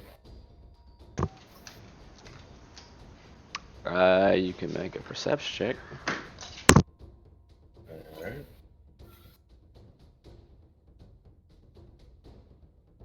My God, my perception has been bad today. You don't hear a thing. You can only hear the slight wind brushing against the tall grass where you're currently standing in. Focus more on the shot. Alright, in that case, I'm gonna run over and loot the corpse. So you're gonna loot the corpse? Yep. Okay.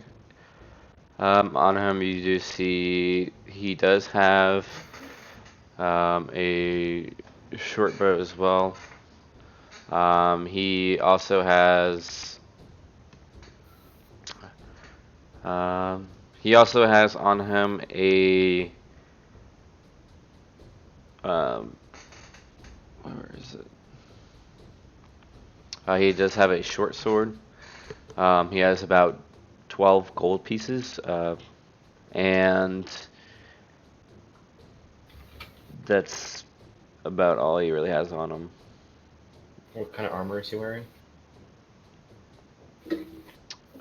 So for the armor that he's wearing, you notice that it is, let me pull it up. He's +2, so he's wearing scale mail.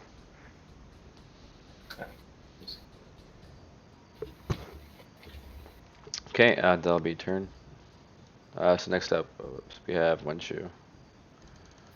Okay, I will fire another 3 scorching rays at the guy running away. He's well within range. First one. Second one. And third one. Oh, third one. Rubbish. Alright, so with that, the first two you're able to shoot off where he's standing. It kind of weaves around Ira and Riordan, and they both kind of lift up over the cliffs and hit him in the back. You can see the marks, the fire kind of burns him. He kind of falls to his knees before getting back up. You can see like he's kind of smoking. He's charred on the back. You notice that the cries for help kind of stop as it doesn't seem like he really has the strength to call out for it anymore. And then on the third one, you accidentally go to shoot it off from your left hand, and you kind of slam it into the back of Herrera, thinking that it would kind of weave in between his legs, but kind of hits. I'll say it kind of hits him in the leg, so it only does half damage. Okay. And he's resistant to fire anyway, so quarter damage? Well, it was half damage. It's Okay, one. yeah, you take 1 point of fire damage. 1 point damage.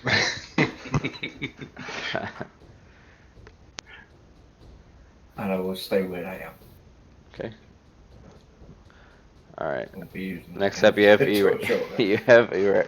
Next up, you have Herrera with the small little burn mark, not too bad on his leg. So, yeah, Herrera will just look at his leg and, well, be careful, little one. And, yeah, well, there's not much he can do because he's not a long distance fighter, so just stay in his position to protect both the cleric and the mage. And that would be his turn. Alright. Next up we have Kif, who was in the fight the entire time. He's too busy not being in it because I forgot to add him. So he is going to...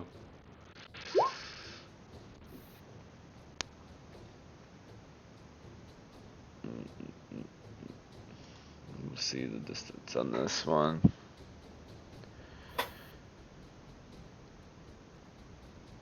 Okay.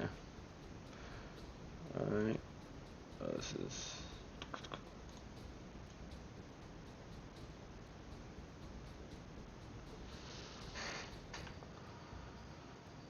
Oh shit.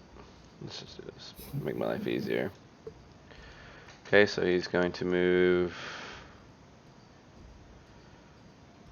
30 feet up. And yeah.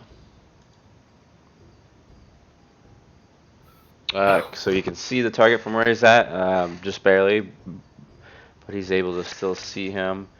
And he is going to cast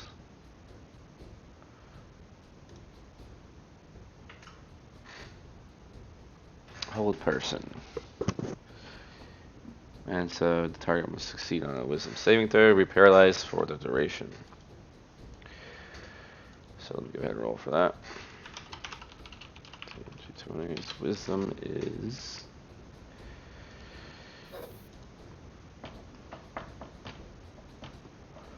0. Okay. And his modifier is 13. Yep. You see Kif run up and cast a spell at him. However, you can see he kind of shakes off whatever is affecting him, and he continues to move. And he's going to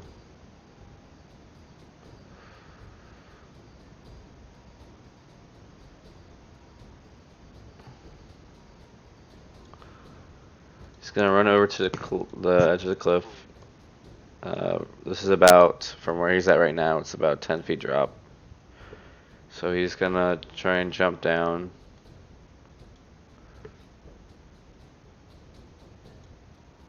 Let me roll acrobatics for that. Okay. He jumps down. He's able to land. Kind of wobbles a little bit, but he's able to make the jump. And let's finish his movement.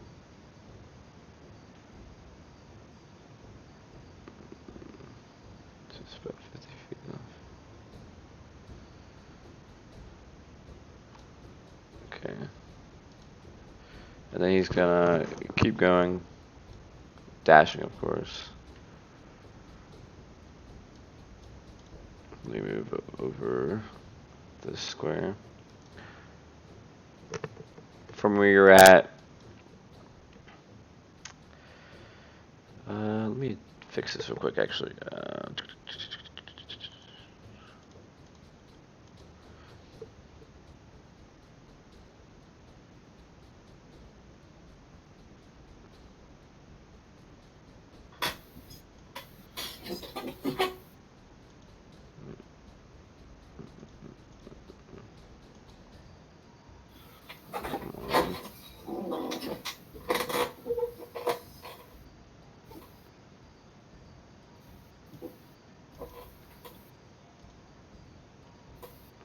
Okay, you guys can see that, right?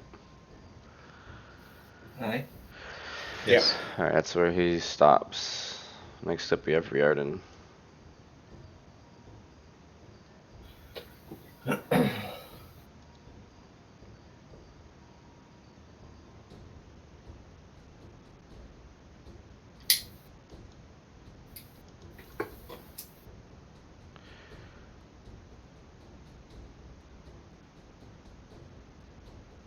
You're gonna see the map change real quick. Just ignore it. Give me a second.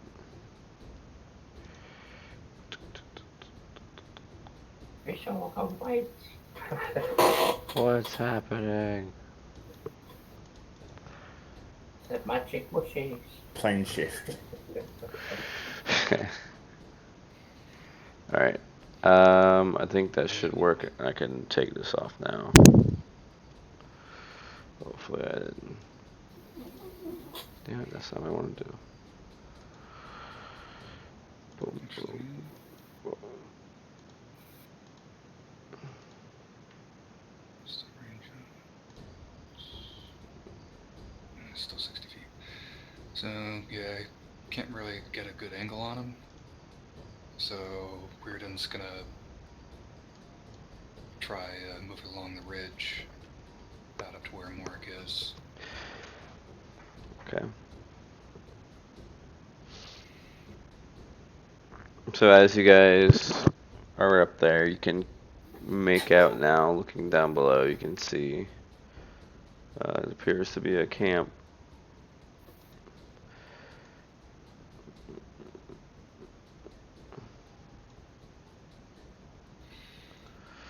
Let me go ahead and... No, I didn't mean to do that. Oh, whatever.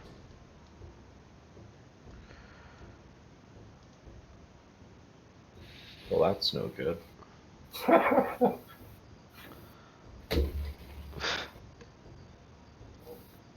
Alright, that's what you can see. Next up we have Brog. So I'm going to run forward, jump down. Okay. Acrobatics for the landing. Because there's a little rough in that area. Yep, you managed to just land perfectly on your feet. And then dash Okay. to there. In pursuit still. Okay. Yeah, I think if you want to keep the rage up, you have to make some sort of attack. Oh yeah, I was thinking I that. lost that. I lost that couple Okay. rounds. It's one round, and Is that?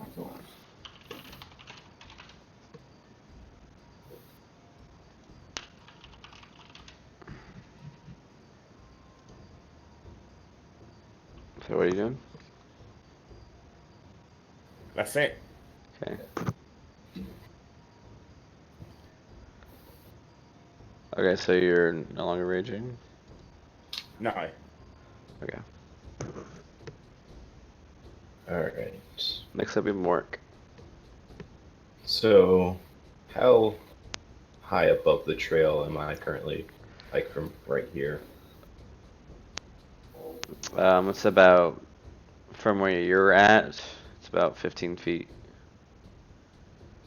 Alright, and could I use this to like slide down onto the trail or path? Yes. Or is that not? Yeah, you can use it. Alright. It's able to allow you to kind of slide down, but at the same time, it's still kind of steep. So you'll still land pretty hard.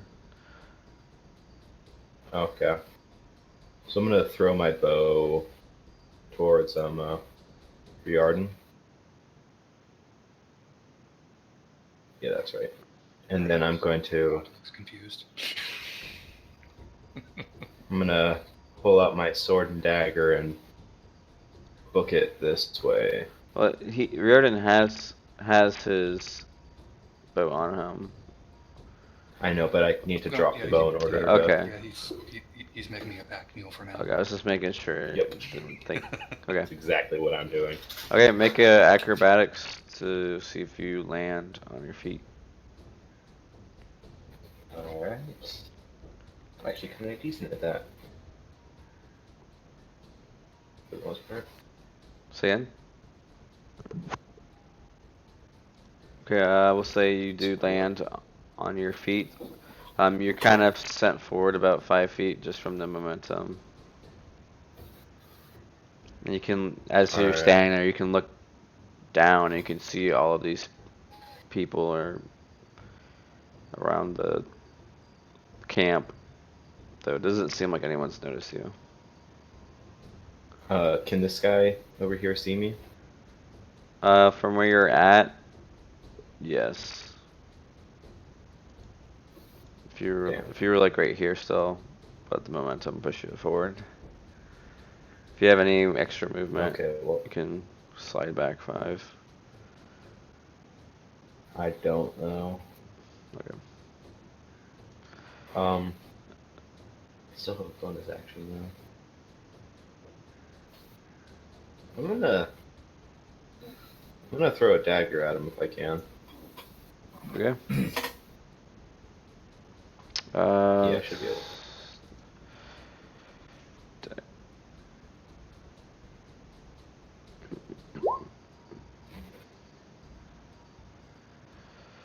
What was the range in that one?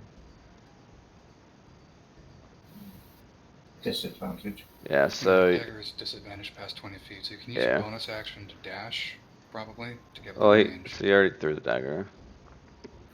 Okay. Yeah, I already threw it. Besides, I wouldn't be able to do anything if I dashed. Yeah. Actually, wait, I still have an action, don't I? Action. All right. Well, first you do I throw your thought I had dagger. an action.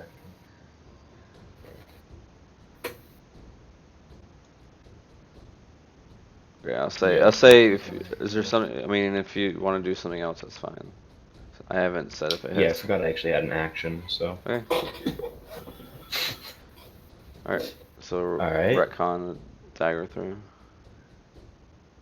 Well, I'm just gonna run up and then throw the dagger, so. Okay. Within 20 feet now. Okay. Reroll. Okay. And that's gonna hit. Hey. Okay.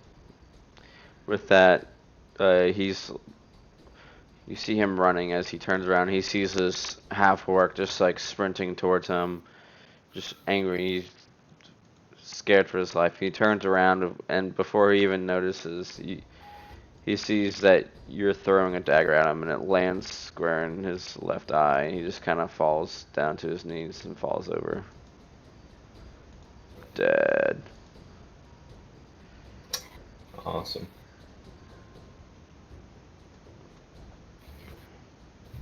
Okay, you're Well then. currently out of combat.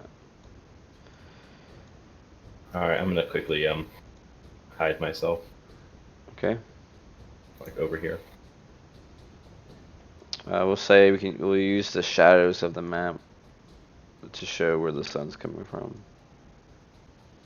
So this is like a Okay, I'm just trying shaded to area. hide myself from the camp over here, so. Okay. Like here. Okay. Do I Kif, roll stealth for that, or? I'll say where you're from. You have concealment, total concealment. Okay, cool. Kif's gonna run over and start dragging the body over to the shadows beneath the cliff. Then he's gonna loot his body and see that he has a short sword and about 10 gold pieces. So they get 10 gold pieces from the other ones. Oh yeah. Herora, Is he like, also wearing scale? Say again. where Herora is, you will do an investigation to try to find the javelin is when missed. When doesn't find it. You don't see anything beyond the ordinary of a bunch of bandits.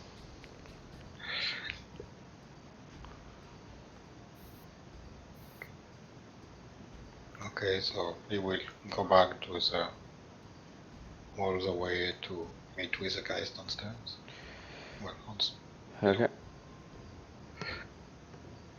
And I'm slowly making my way down that way. Okay. So you do notice that one shoe is kind of holding his arm where he was bleeding, and he's not looking too good, but still making it.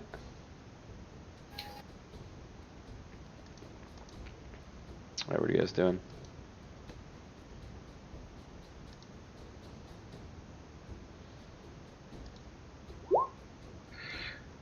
Okay, so Rob, can't hear like you.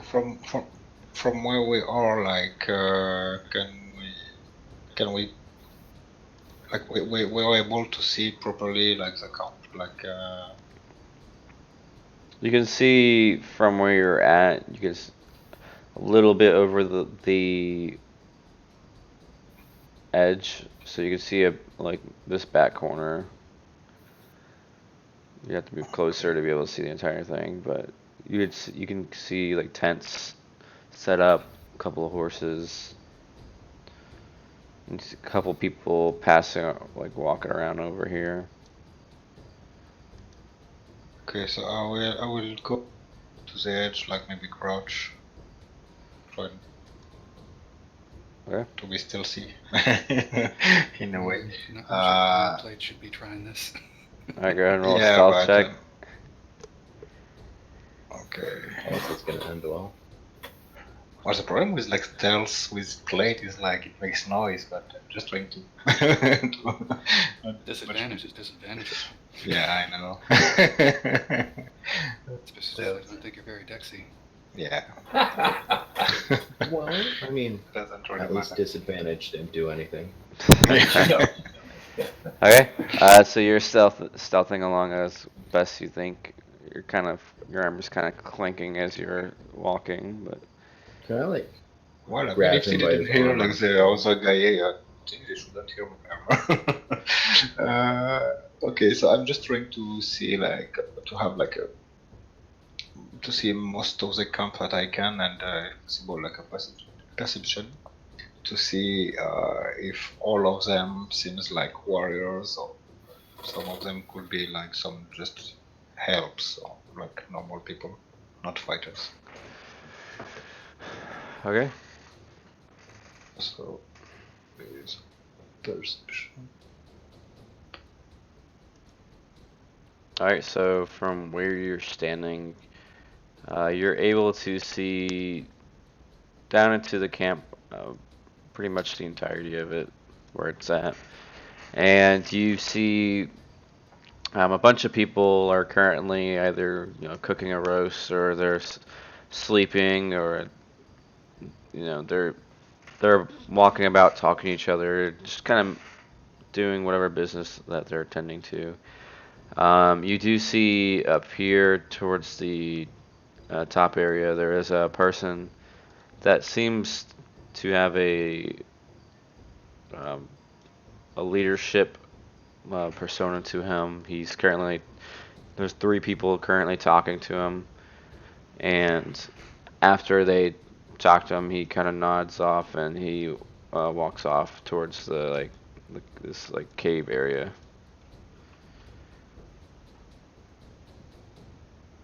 That's what you can see.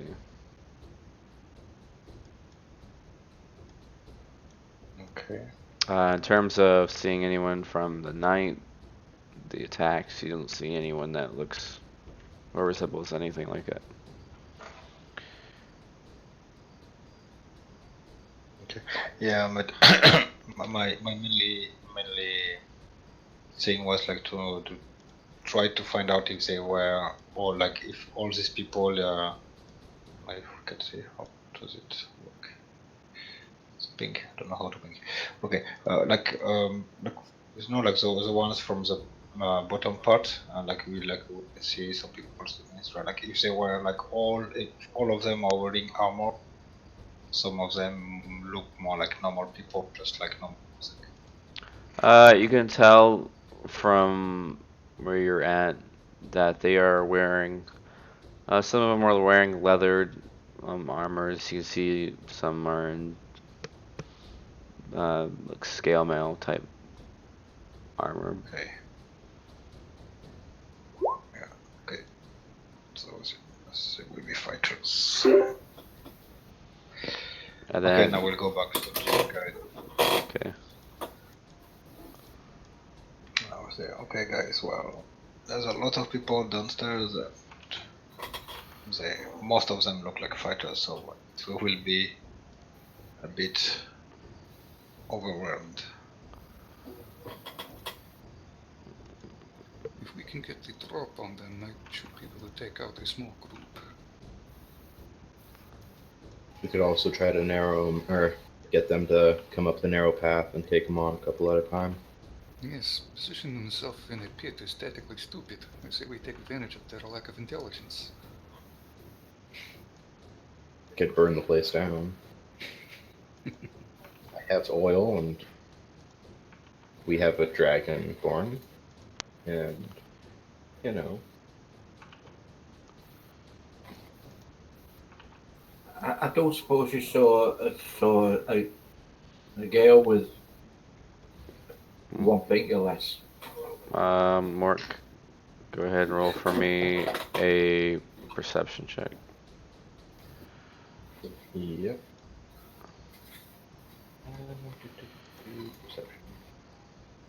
Okay. You do see that like most of the area that's shaded to look like the sun is blocked. It is darker in those areas, so it's hard to see. But you can make out in one of the areas. I'll say while you're over here, you have seen this as well. But you see, let me pull these up.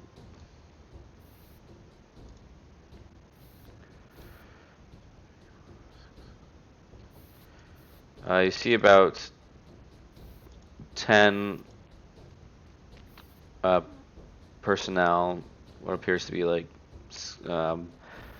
like leathery outfits of armor, along with a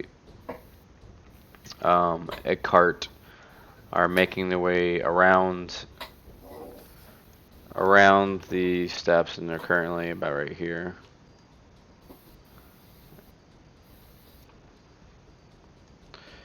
And I'll notify everybody of that.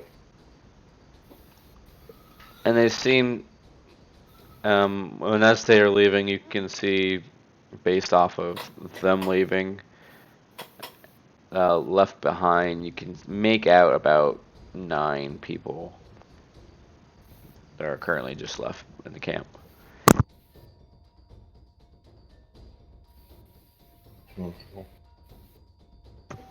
Alright, so with that, we'll say that they're walking. So you guys have. Let's start from the back.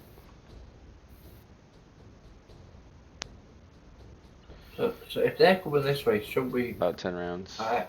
hide and let them pass? Yeah. And Or we could maybe ambush them. Well, yeah, we can turn their lookout posts against them. Wait until Yeah, they're and then we could. here, and then just mess them up. Yeah, and then we could disguise ourselves as them and sneak into the camp. Mork and I can probably take the disguises, since we can operate from range. And then the rest of you guys can hide up in the grass on either side of the road. So yeah, open up with some big volleys to start, and then some of our melee guys can go in and try to mop up. In theory.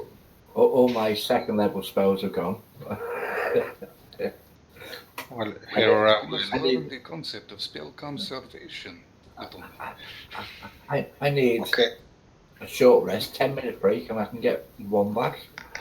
Yeah, but we don't have 10 minutes. They will be here like a couple of Well, minutes. that's what I said. I Yeah, could do. you have about a minute Hide. before they're able to. Okay, I will, like, Hera will take Hobbs that is on the floor and move towards, like, this position here.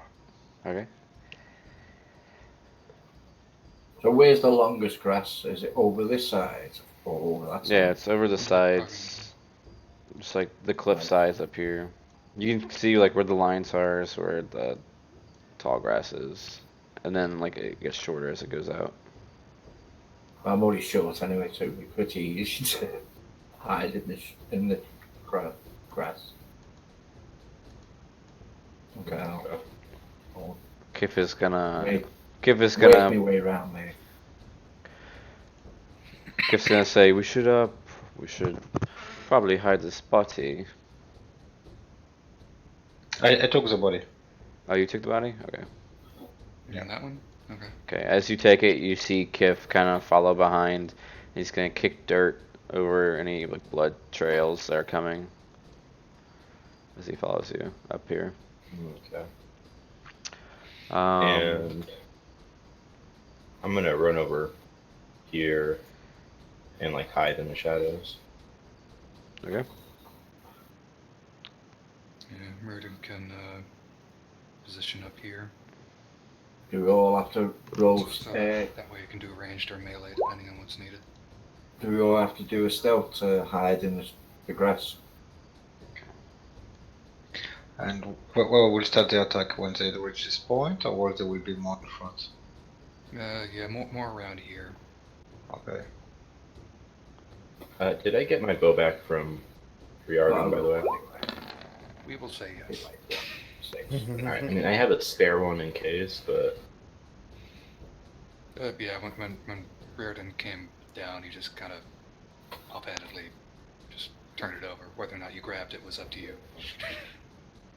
I would have grabbed it, so. Alright.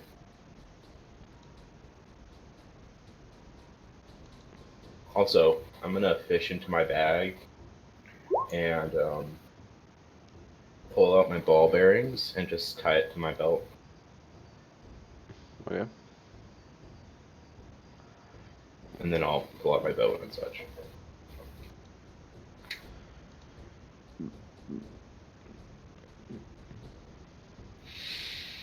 Yeah, and the one AoE spell I have is pretty loud, so you guys want me to go ahead and use that since they're probably going to make noise anyway.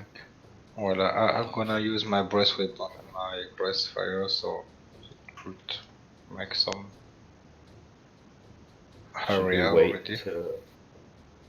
Should we wait and see if they make a bunch of noise, or like see if we can We're probably not going somewhat to take them stealthily out in handle one them? round. So Yeah. I mean, that's definitely true, yeah. I mean, it's up to you. I got something else I can use. It's just not AoE, but it'll be extra damage output. So it'll be something. Okay. Alright, you guys. Okay. Oh, wait, let me see. I will ask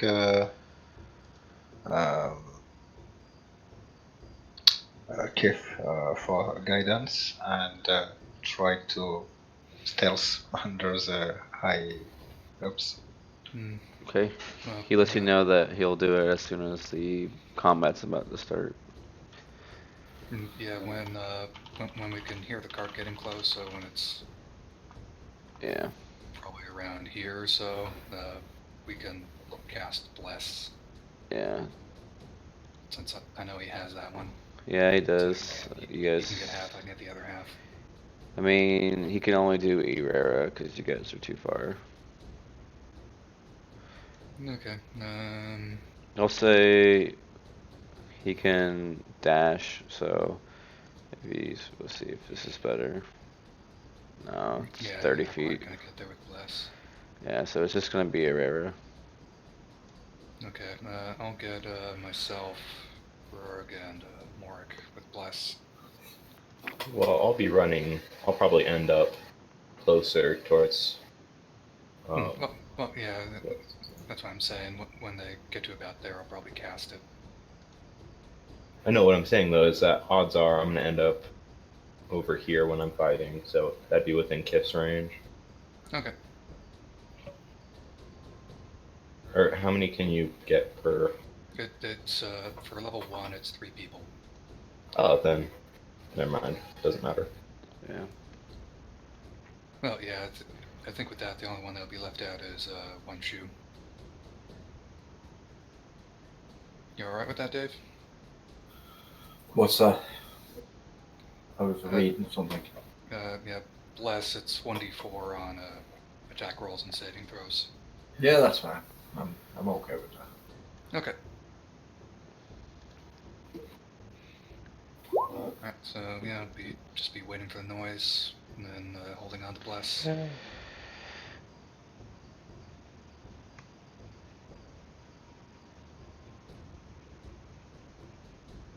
Okay. So you guys are done getting ready? A quick question: because of my size, wouldn't my stealth be with advantage in long grass? Yeah. Yeah. Okay. So thanks. I thought so. Barrel. Okay. Yeah. Wild barrel is moving. Alright, so you see they're starting to approach. You can kind of hear them coming up. They are currently based off the guy from the back. I didn't mean to do that. They are about 150 feet from where you guys were mentioning where you'd probably start attacking. Mm-hmm. Alright, so with that, let's go ahead and get a new initiative in there. Go ahead and roll your initiative now. Come on,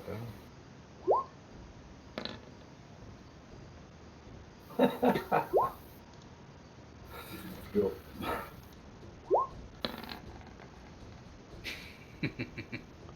Wow. Well, at least I didn't roll a natural one. Normal. You just bad, bro. Alright, It's a good thing we might get surprised. and with that, yeah, depending on, well, I mean, yeah, depending on Brug, really, because his stealth roll isn't that good. Well, wouldn't we all get surprised other than Brooke then? Yeah, yeah. Okay. I mean, Okay. Bless. yep, so you guys bless, and then Kif's going to give you guidance, Era.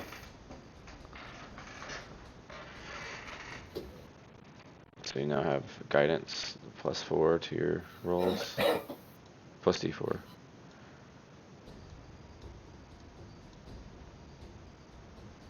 Alright, and let me go ahead and roll their, well, let me see what their passive perception is, because they're not going to be looking.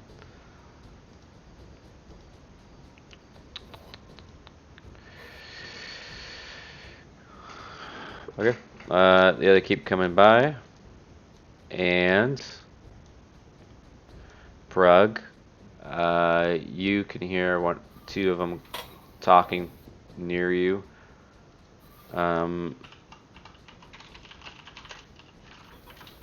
And you hear them kind of talk like, "Hey, did you notice that Stargan didn't wave to us as we left?"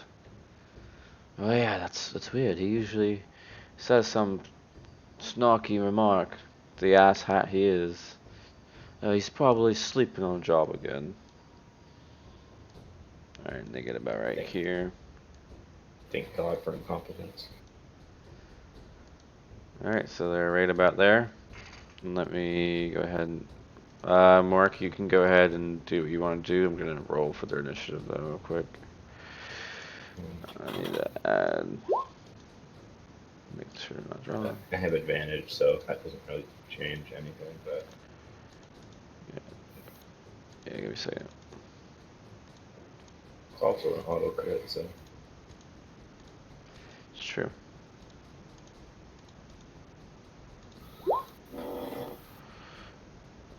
so that's 8 plus 1d6. And the other 3 should be 2d6, right? What? What should be 2d6? Let me roll for Doing there. sneak attack? Yeah, no, I'm just doing the crit damage because of 22. Oh, okay. assassinate. Alright. So it's 8 plus 3 plus 8.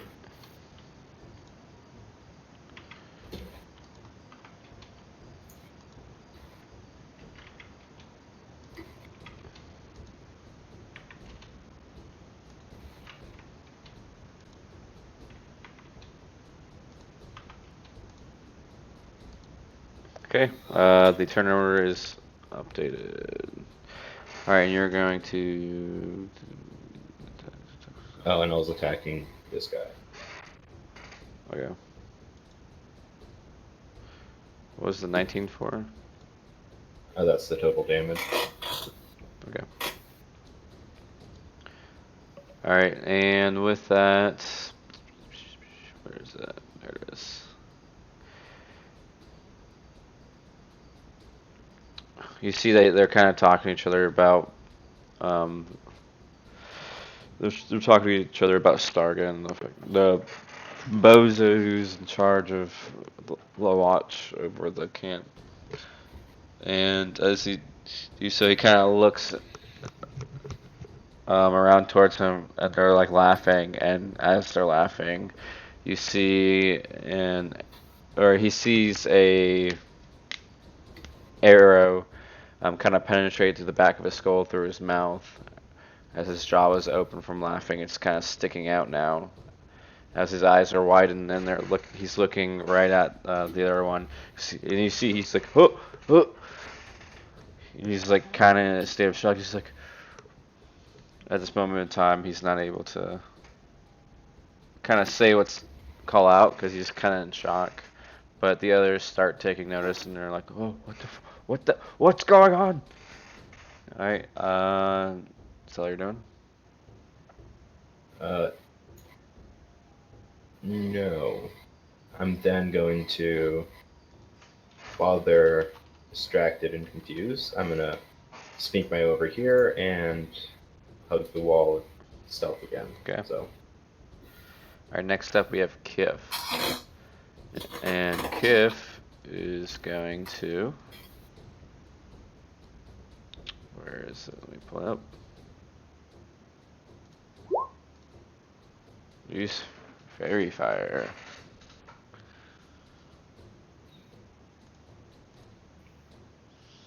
A 20-foot cube.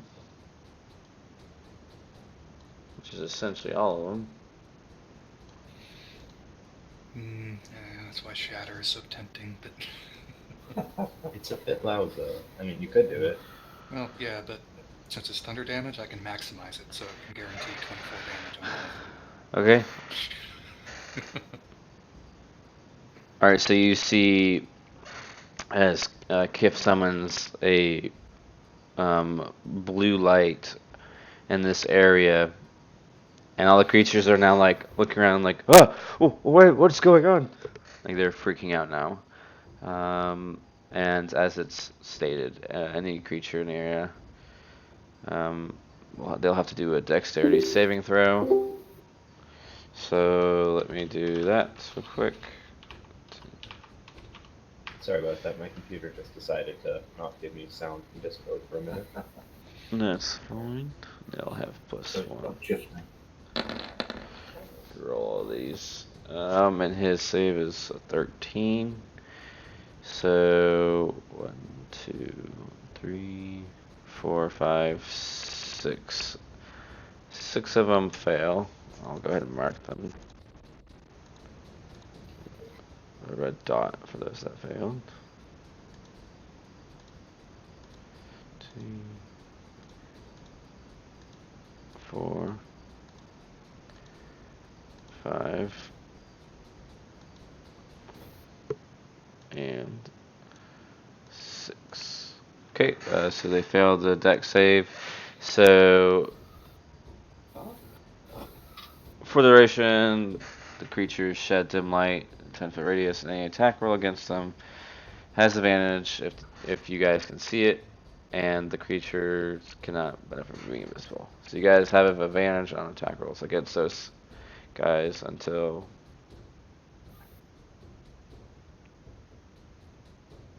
does it say that they can make another dex save, right? So it's essentially there for the duration. So it's on there for 1 minute, unless Kif loses it.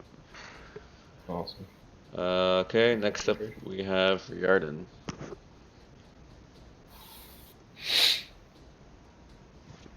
We have advantage on attacks. And then also you're sticking. So.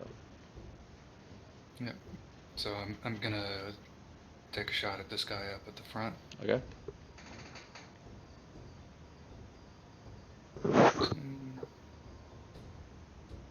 Yeah, it's gonna hit. So 23. And Okay. 5. 5. All right. So with that, you shoot him with your crossbow, and you see that it pierces him in the arm, and he's like, ah, he's like scary. So he pulls it out, and he starts bleeding out of it. He's like, oh, what have I done? Okay, and bonus action, gonna summon a spiritual weapon Go for it. and attack the same guy. Yep. Let me. What does the spiritual weapon look like? It's pretty much just Just the cast it. same sort of shape as his sword. So, jokingly, he would say that he's dual wielding now. Oh my god. Okay, so advantage. Okay, so it's 19. Yep. That hits. I'm trying to make it to where I can. Okay, so another 6 damage. Alright. It's a 30-foot range, so yeah, I think I'd actually put it somewhere in the middle of the group, so we can do Yeah, like opportunity right here. attacks with it. Right here? Yeah, around in there. Okay. So if they try to run away, I can get at least a little. They bit of see range. this sword, the spectral sword looking thing disappear in front of them while they're also inside, like encased in this blue light.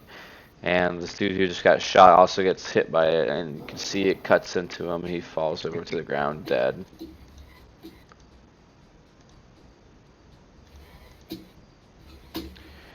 Alright. Next up we have Irera. Okay, so Hera will jump and go here. She can. Kill them all in the bonus round. So I don't know if I need an acrobatic or. From there, yeah, you do. Okay. Alright, with that, you go to fall down, and you kind of gauge where you need to jump, and last minute you go to jump, but the ground kind of breaks apart at the edge, and you slip backwards, and you hit your head, and you take 2 points of bludgeoning damage to your head as you fall down. Okay. So now you're going to be over here prone, so that's 2 damage off, and then you can use movement to get back up. Okay. So I will stand up and let's see.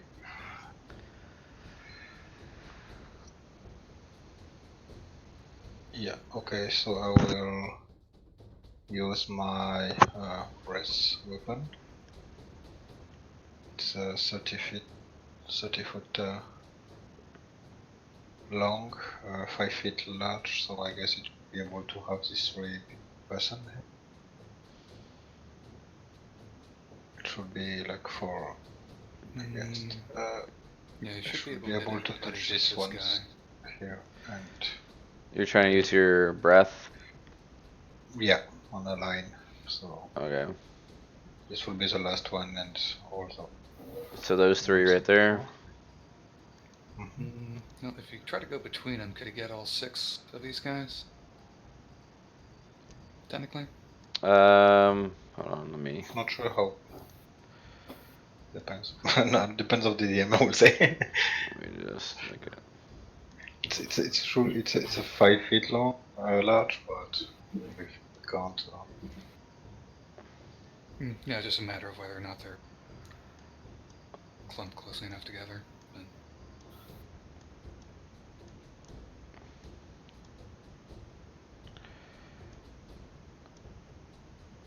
So they're. He'd be up there. Yeah, because if we was At least something like that. this is, yeah, we would To help be able gauge.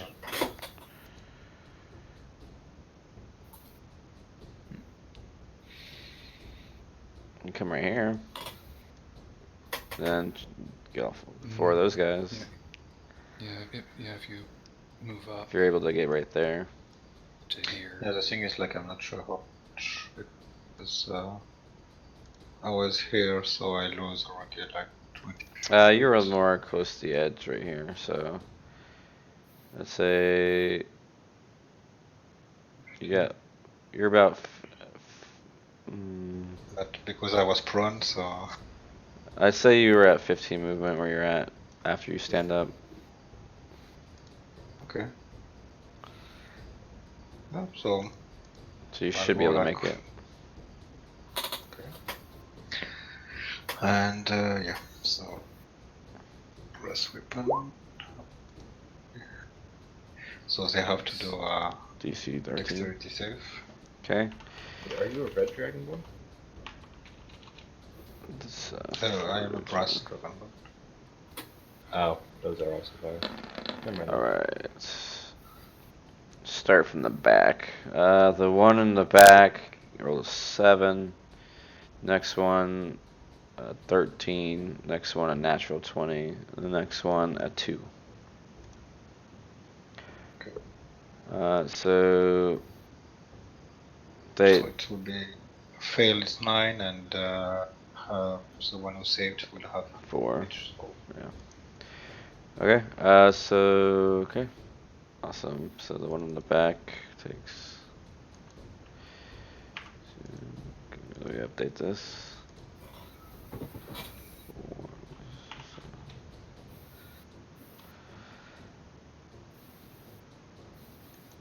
Alright, so you take these. Okay.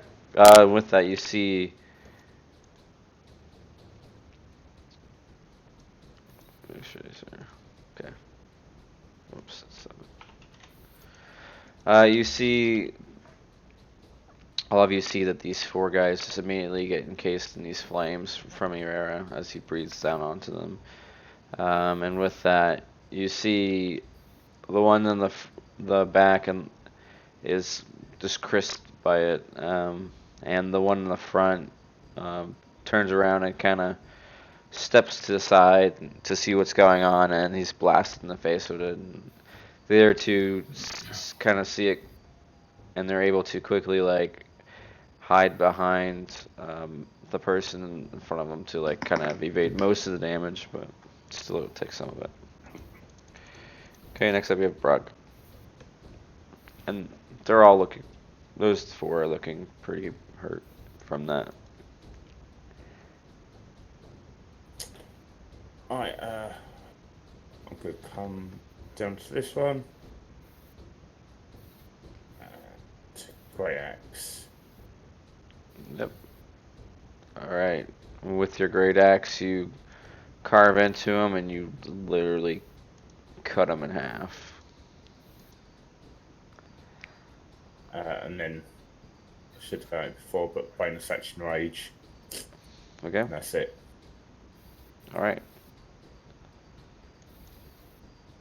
Next up we have One Shoe.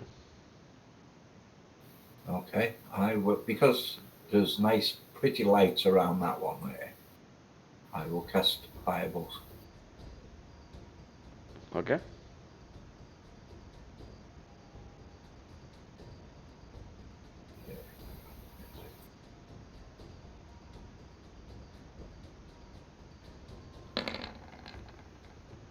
Oh, gold.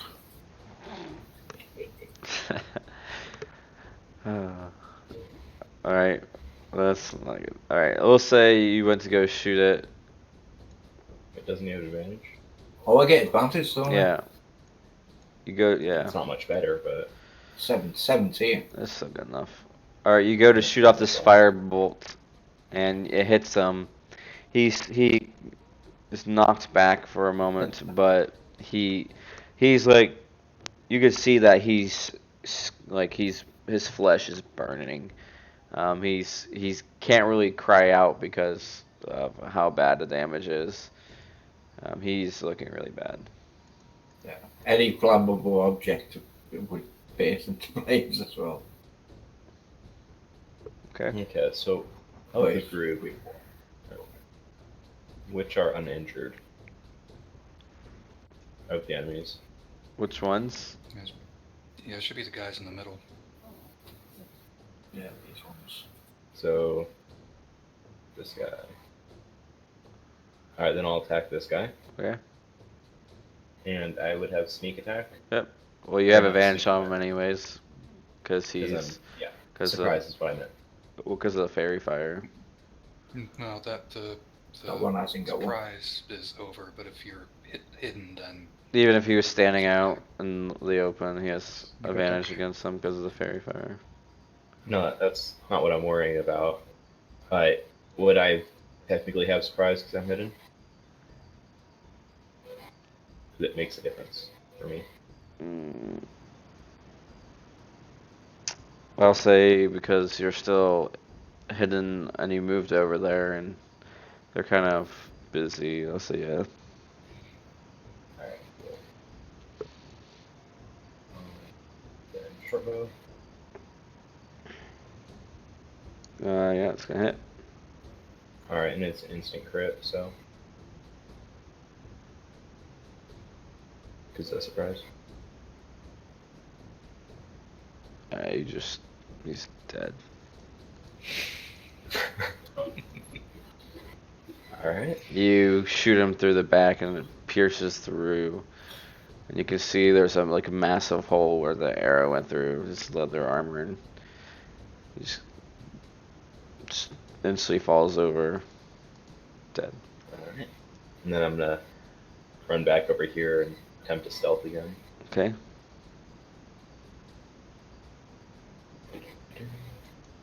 Alright, next up we have Kif. And Kif is going to mock the one in the back corner right here with Vicious Mockery. Can roll for that.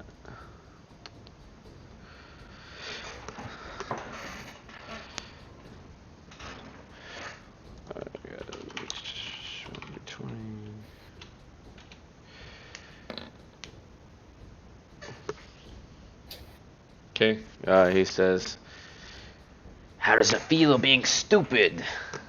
And you see, he kind of looks up towards Skiff, who's like yelling this at him, but he kind of shakes his head and he's more of like focused towards this dragon that's currently was just breathing fire at him, and he's not really paying attention to it. With that, he's gonna jump down.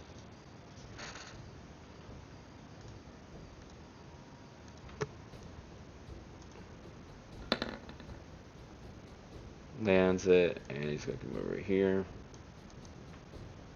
That'll be his turn. Alright, next up we have this guy in the back.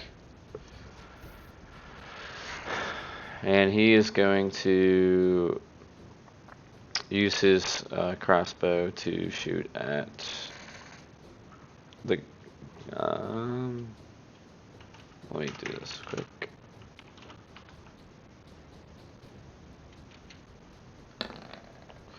Ooh, okay. He used a perception check with a natural 20. So he does see Mork. And he is going to attempt to shoot at you. That's a +3, okay.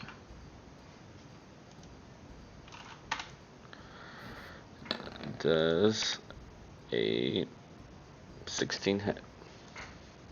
Yes, it does. So let me make sure. Yep, okay.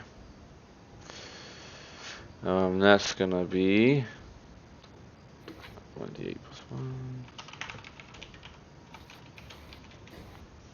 Oh, okay, almost full damage. 8 points of piercing damage.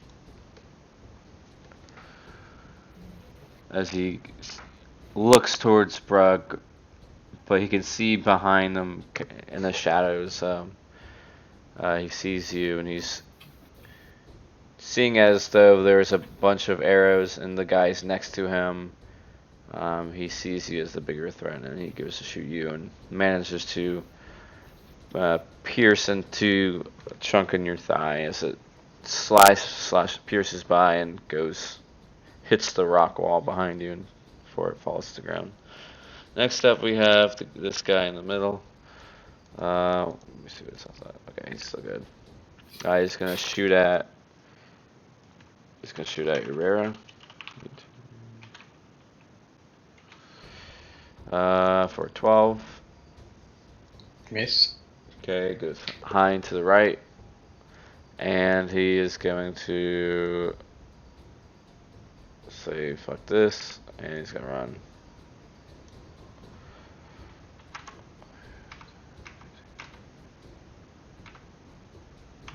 Was he in range of the spiritual weapon?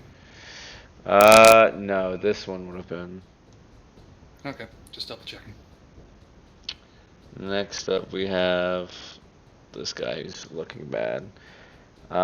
He's gonna attack you, Kif, because he's standing right next to him. He's gonna attack him with a scimitar. I'm gonna give him disadvantage because he's just so like hurt in these days.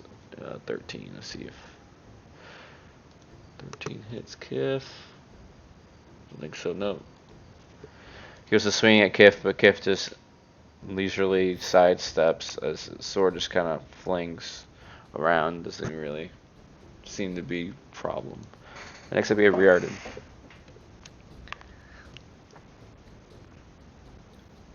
Okay, so yeah, I'm gonna shoot at the guy who's trying to run away. Go for it.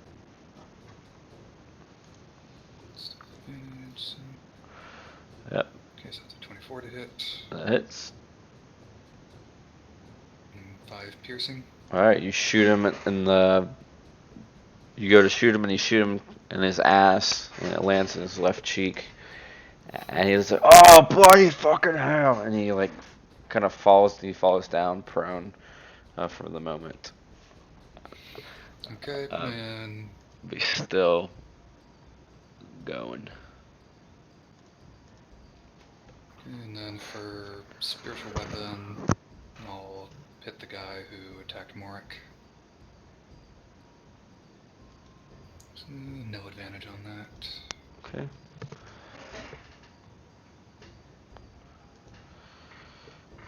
Nope. 12 is just gonna hit. Oh, okay. Yeah, kill him. I'm gonna be a little bit there. Yeah. So that's 8 force damage to him. Alright, and with that, he's still up, but he feels the force of the spiritual weapon hitting him in the back, and with that, he's gonna turn around and face him, the weapon at least.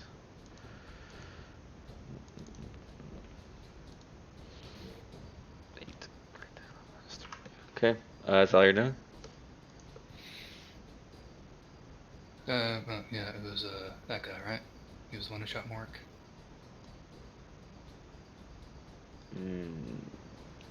Yeah, it was. Sorry.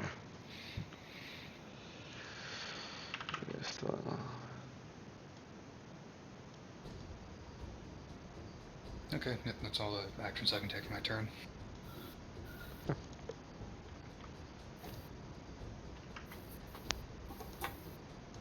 Alright, next up we have Irera. Okay, so I will put myself in here and just like hit this guy here. I'll have the guy a certain way.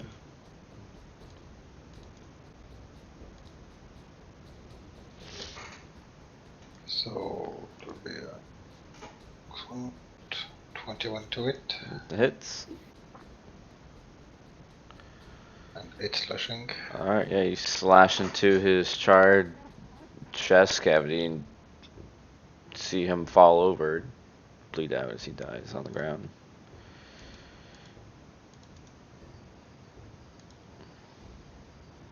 And that will be my turn. Okay. Next up we have that dude's dead. This guy right here.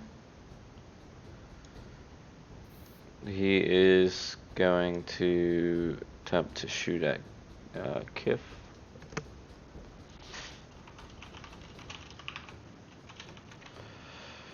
It's gonna miss with an 8. And he is going to turn and run.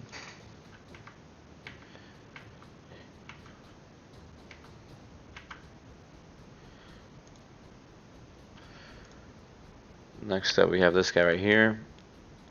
He's going to hear the other two running. He's going to turn around.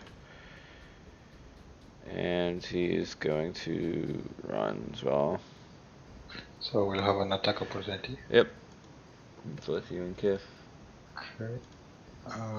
So looks what? 11.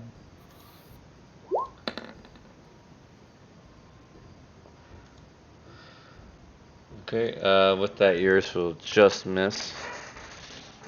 But you do see Kif reach out with his rapier. And he deals. He pierces him in the back with his rapier for piercing damage. And with that, he's not looking good. Okay.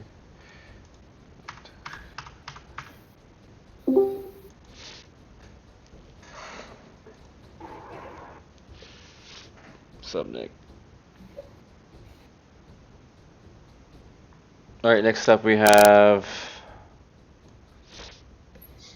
this guy, and he's going to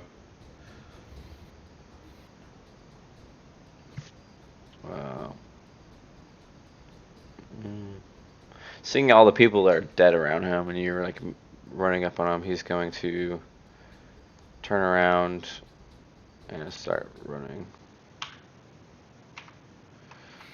Okay, so another attack opportunity, I guess. You only get one reaction. Would So Brooke it's be able to reaction. take it? Okay. Right.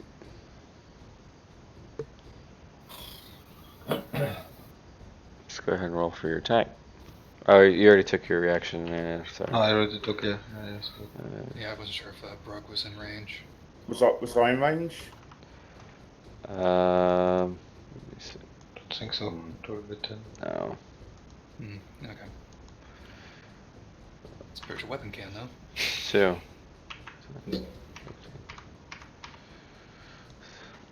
So you go ahead and roll for that. Okay, advantage. It's 27 to hit. I assume that works. Ooh, that's gonna just miss. No, actually, it alright, hits. Okay, it's level 2, 6 force damage. Alright, smacks him in the back with the force damage, and you can see it kind of kicks him in the ass as he continues to run. Still doing fine though. He's looking bad, but he's down. He's down. Next up, we have Brug. Alright, I'm gonna come over to attack this one.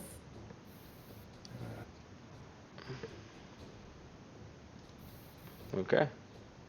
And then I'll use me totem move dash.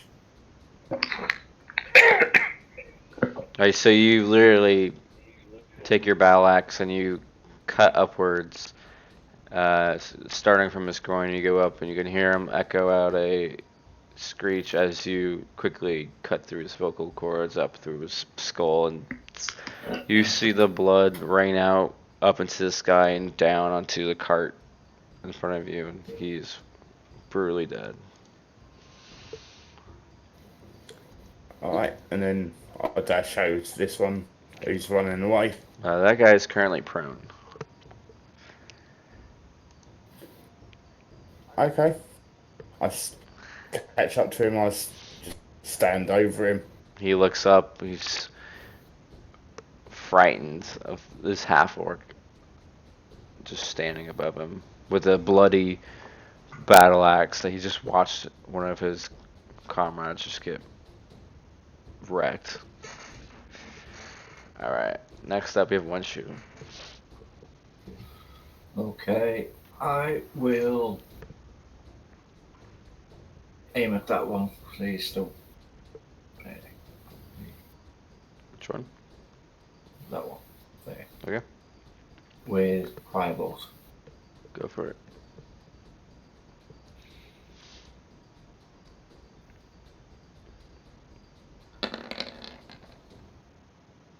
Alright, that's gonna hit. And 3 fire damage. You send out a firebolt which strikes him in the leg, kind of crisp it, and like pushes forward as well as it burns him. Let me do this. Yep, and as you do so, you kind of sweep his leg out from behind, from under him, and he kind of falls back onto his back.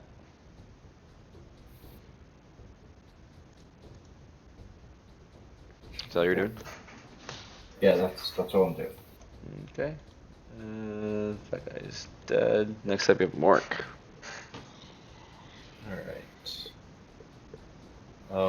Is the one that shot me dead? No, the one that shot you is still alive. It's Okay, which one is he? this one. Alright, I'm gonna shoot him.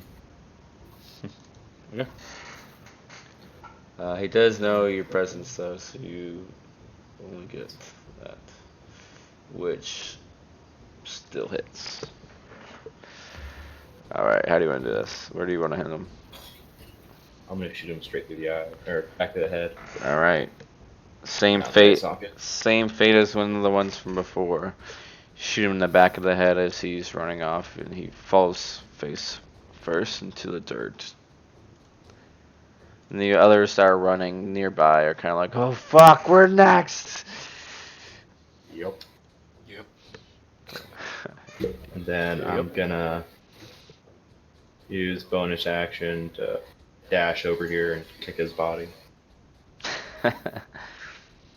Alright, yeah, he's dead for sure. You could see brain particles all kind of encased around where the arrow is. Alright, next up we have Kif. Kif is going to use that. Let me 2, 1. He sees this person is currently running with. He's currently wearing. Let me do a perception check actually real quick for Kif.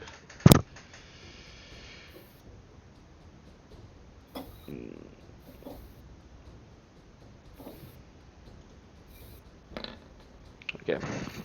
Yeah, so Kif notices that he has a couple of metal items around him, hanging on his side. He's holding out his scimitar, which, granted, has doesn't have it has more of a wooden handle, but the end point of his pommel his pommel is made of metal, and it's kind of touching the back part of his hand. With that, 60 feet. Right. Oh yeah. He's going to cast. For this sunset.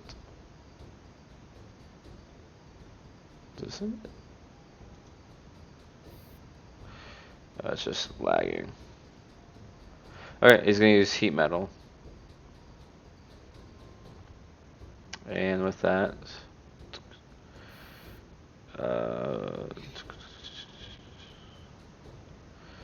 Constitution saving throw. What is the con on there? +1.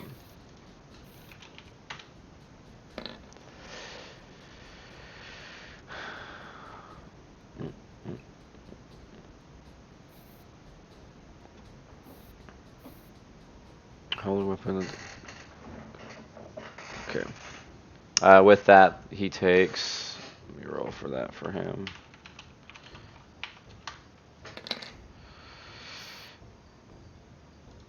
Jesus. Alright, the metal on his body, and at first he feels hit the metal on his weapon starts to heat up. It kind of burns him, but the metal around his body is kind of stuck on him. He tries to remove it, but he doesn't in time, and it kind of ignites some of the cloth items around him, and he catches on fire. The surrounding grass around him also burns away as he's on the ground, just burning to a crisp. Alright, next up we have this guy who's going to stand up. He's gonna disengage. And just a thing, like the advantage from Fury Fire. Say again? They lose the advantage that way. Because hit metal is a concentration check as I don't know what you're saying. like right now we have advantage from the Fury spell. Yes. Yeah, but you've still got it. No, And You've still it got it metal is because the it's not a moose casket. yeah, heat metal is not concentration, Yeah. so and it lasts for a minute. We've only gone what, 3 rounds. Really? I have it from concentration on my stuff. Well, let me check to make sure. It's a transmutation, and it is. Yes, it is. Duration, concentration up to 1 from roll 20. Yeah, it is. It is a concentration spell. So, with that, he had to use those. With that, yeah, you would lose the advantage on that. But seeing as how many are left, he doesn't see us to be a problem. Seeing as the remaining ones, I think there's only 2 on your side, right? Yeah, so all the rest of them. And those 2 are currently prone, so I mean. Alright, so this guy's gonna stand up, he's gonna disengage. And he sees Mork over there, so he's gonna go. He used to have his movement to stand up, Right. Yeah, shows you there. and action to disengage, so he'd only be able to move 15 feet. And isn't he also slowed? But not. I don't think this one was. I didn't mark him down as. Oh, it was just prone. Yeah, he was just prone. It's all money. Yeah, I would have put if he was marked. So he could still move the additional. The 30 for his movement, and then the 15 for his. Oh. Well, it's just disengage as an action, so he wouldn't be able to dash. Right, sorry. So you can stand up and move 15 feet. So I will have 15 feet, yeah. So Yeah, so he'll go about that way. and plus the attack of opportunity from. No, he disengaged. Oh yeah. Sure. Alright. Or we can catch up with him. Oh yeah. I just because like. Alright, next up we have Riordan. Okay, and then this guy's prone, right? Yep. Yeah. Okay, so disadvantage on range, so I'll move my spiritual weapon 20 feet Okay. within whacking range. Since he's prone, that will have advantage. Yep.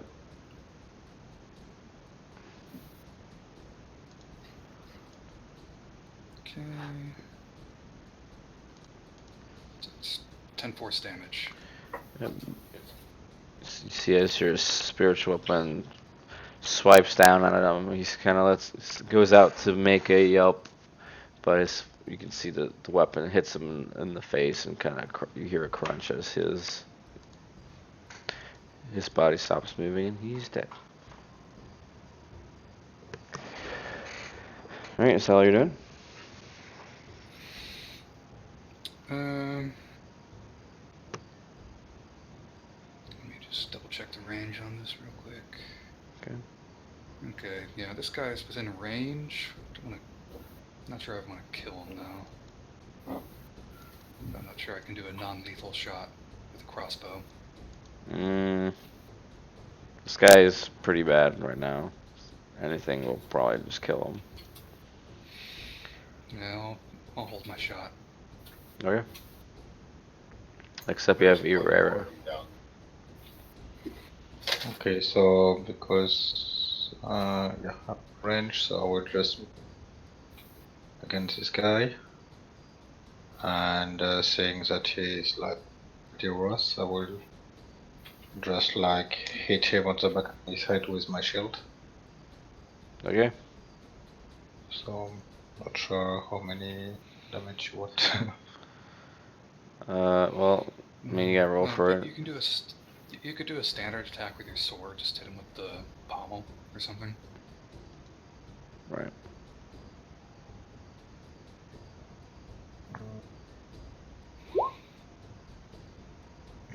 Gonna be yes.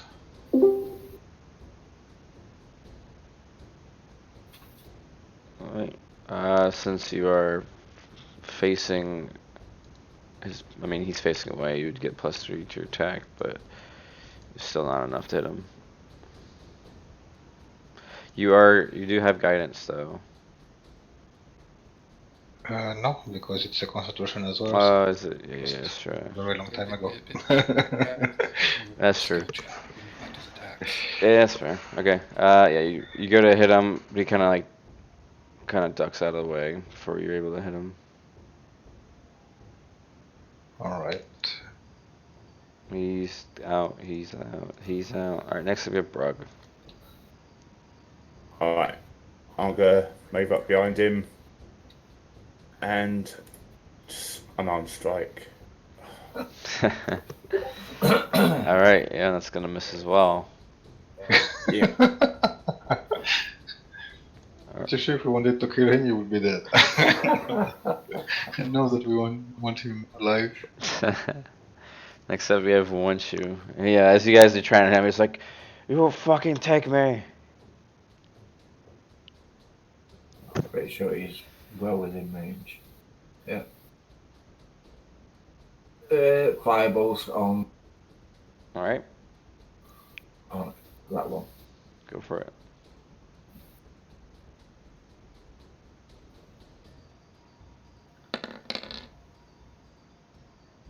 Missed anyway. Yeah, misses. Wow.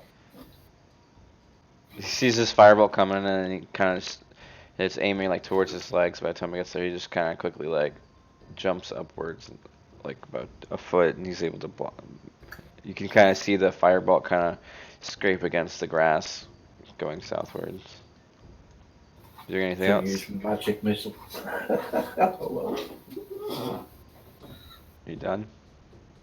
Um, Okay. Next up, you have Mork.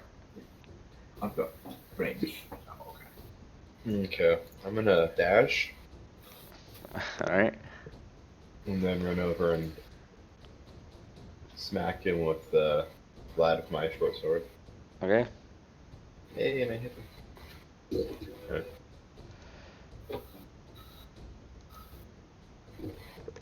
Okay. Yeah, you smack him with that, and you see he looks up as he sees you, and you kind of hit him in the bridge of his nose, and he immediately falls down. Awesome.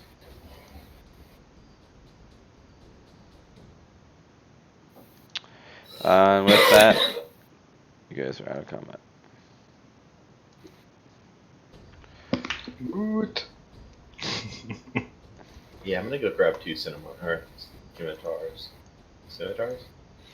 Yeah. Yeah. Good, as good as ambushes go in this game.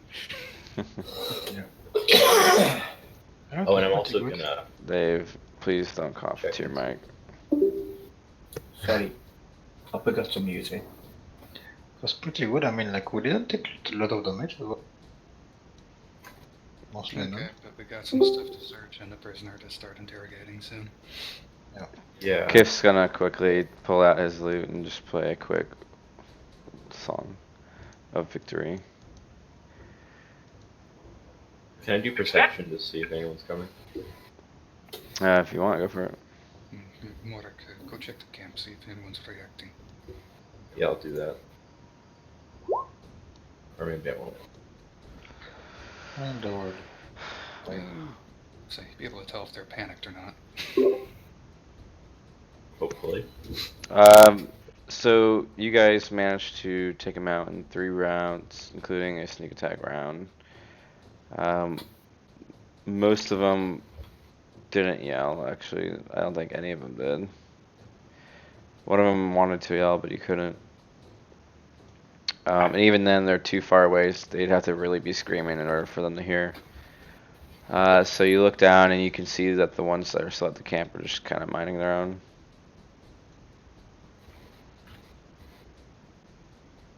Awesome. Okay. Sweet. I will, like Aurora will ask Keith for some guidance and do an investigation like on the bodies and the cart. Okay. I will guide you on your quest. What? Okay. And with that, you are guided. Okay, so what are you trying to look for? Anything interesting, like weapons, What they would need such a armors, regard to like transport. Okay, you can so, see, whatever. I mean, you can see that they're currently in leather armor, and you can see their weapons. Just a couple of them are charred, and you can see blood from one that, or 2 of them that are currently split in half. But most of them you're able to see some coin on them, which totals to about 3 gold. That's about it you see on them. Okay. What's inside of the wagon? What's in the wagon? Okay, so you look inside and you see essentially, you can see one set of manacles. You see a couple of short swords. You can see rope. And they have a couple of rations in there as well. They I'll have take the rations. they have a couple of bedrolls in there as well. How much rope and rations? How many rope? How much rope and how much rations? Yep.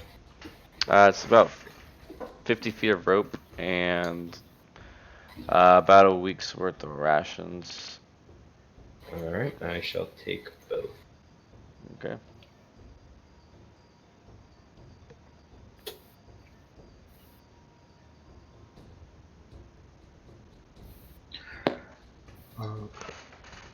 Will there be like any tree or something like to attach the horse to?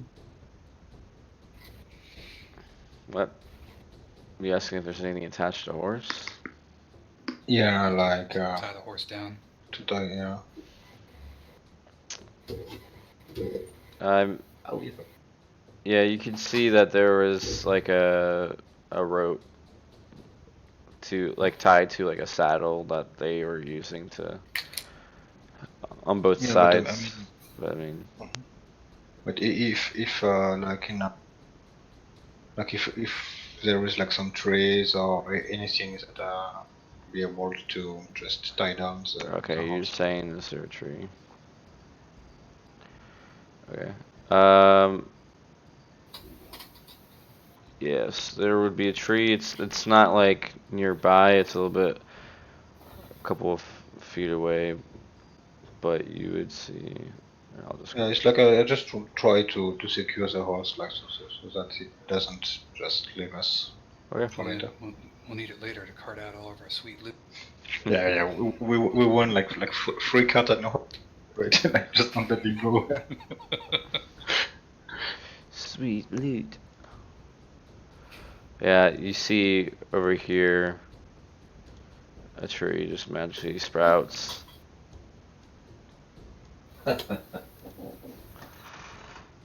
We'll say that's where you can tie the horse to. Okay. Can even do like a. Reardon can help. Horse eat you. I get kicked. Yeah, so you're guiding the horse, and he kind of just kicks out towards you. Let me go for that. Does a 17 hit? No. Okay, yeah, he goes to kick out towards you as you're moving him, and you just barely are able to move it. Like, move out of the way, dodge his move.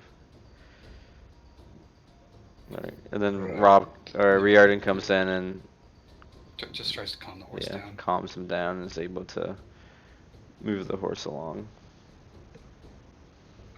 Good. Seems this horse doesn't like Dragonborn. Racist horse. No, I mean, it remained remarkably calm to just stay there while we were lighting the place up. It's probably a good horse. Let's keep it. It was just kind of like looking around at the ground, just like digging and looking for anything to eat. While flames are just being shot around him and arrows are just being shot off. He's just like, I'm just a horse. We would have been super quick. It was like what? None, like 20 seconds. Yeah. Yeah, just. It was 3 rounds, but even then it was more of like 2.5 rounds. So. Wasn't even that. It was like maybe like 15 seconds combat. You guys just out of nowhere, these guys are like, "What's going on fire and fucking split in half." Yeah, I could have ended it in like a round with a right with the shatter, but then I had to work the entire camp. So. Fair enough. And also might have damaged the cart. The cart currently has blood splattered all over the backside of the tarp that's on top. Nah. That's about it. Come out later. Yeah.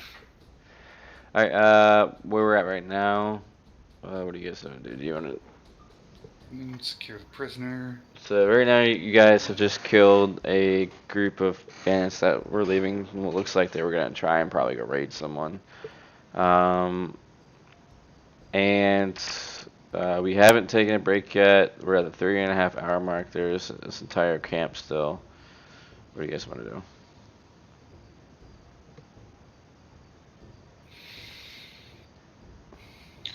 Could probably get through trying to get some information out of the prisoner. Probably not gonna have much time to attack the camp. Right. For this session. Okay. So we'll try to interrogate the prisoner then. Okay. I think you said that there were some manacles or something like yes, this. Yes, there were some manacles inside. I will take a pair and put it on the prisoner. Okay.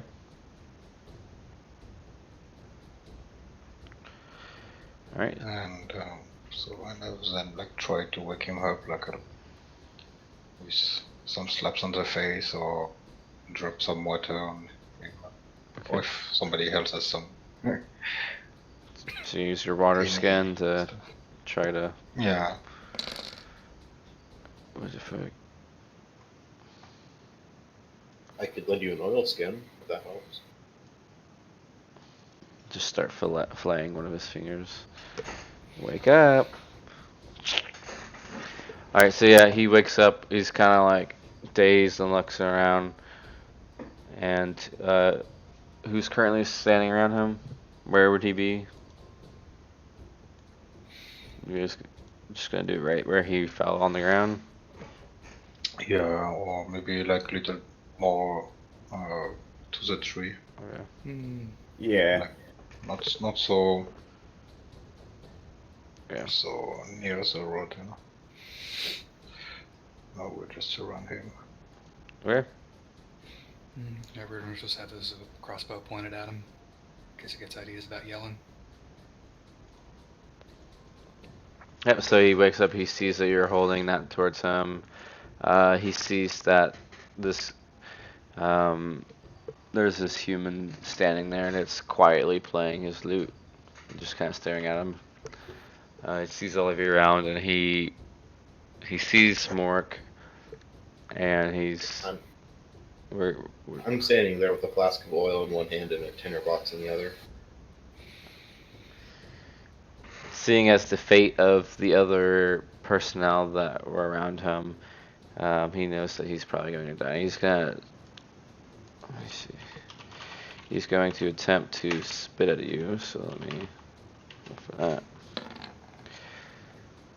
So, I'll be right back. I'm just going to grab a copy. all right, is plus one of those decks. That's gonna be a 15 to hit you, Mark.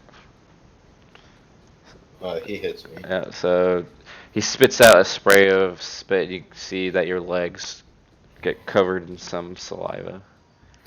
I'm gonna start pouring the oil on him. All right. Roll an intimidation check. Ah, crap.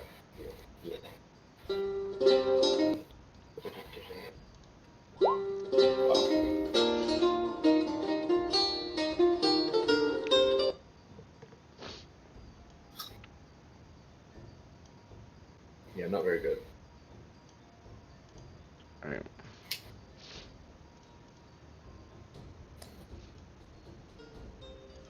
Fine until You hear Kif just over there playing his lute. And he's going to sing a quick ballad about how he's about to be burned to a crisp. And he's also gonna, I'll say, well, he's doing that while you're doing, like, pouring the oil on him, and I'll give you the advantage on that. And he just looks up, and he's like, wait, I'll take it. please stop, let me go. What have I done to you? You spit on me. Well, you fucking killed my friends, what do you expect? I don't know. Die quietly. Tell us what we need to know. I ain't telling you anything. I'm gonna pull out my tinderbox next. Wait, please. Okay. death by fire is a nasty way to go. I should make it quicker if you tell us what we want to know. Oh, what exactly are you wanting to know from me? I don't even know who you guys are. And you don't need to. What we want to know is who are you guys? Where were you going? Like, who is your boss? Like, give us all the details, like a answer.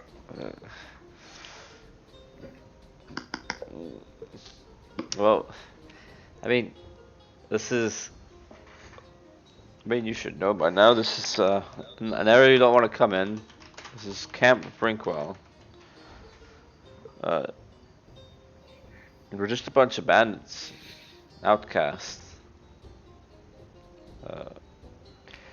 We were going to, we have word of a traveling caravan.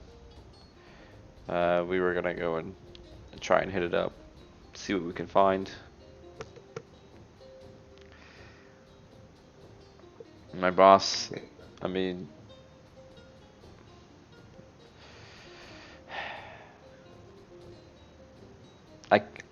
I'm not gonna tell you anything else. You guys just fucking kill me.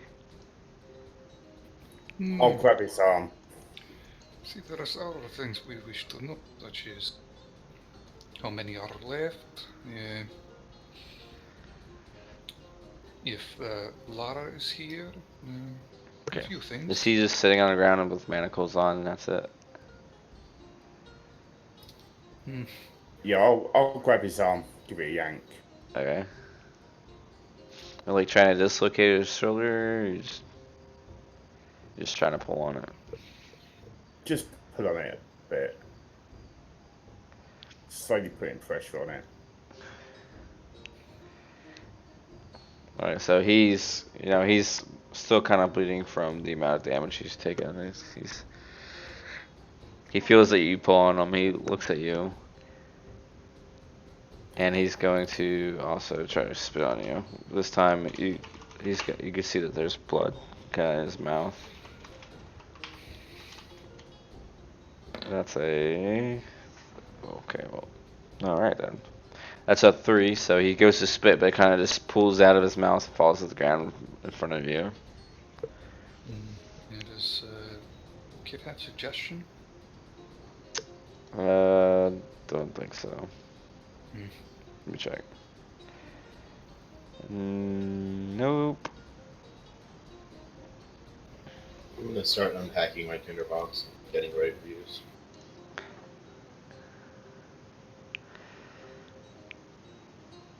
Okay. He seems very persistent.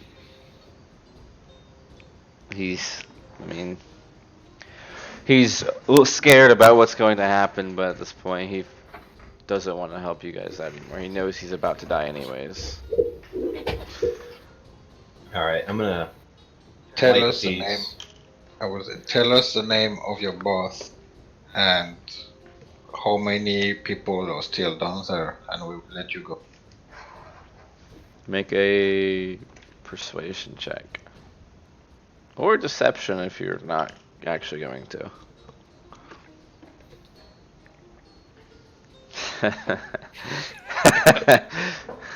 Monster. With that, he looks at you and he's... Alright, I'll only tell you if you keep your word. Well, I mean, you just fucking blasted through us like nothing.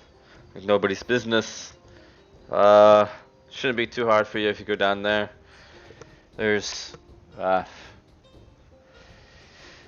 don't know, like, there's a couple outside and there's a few inside. There's,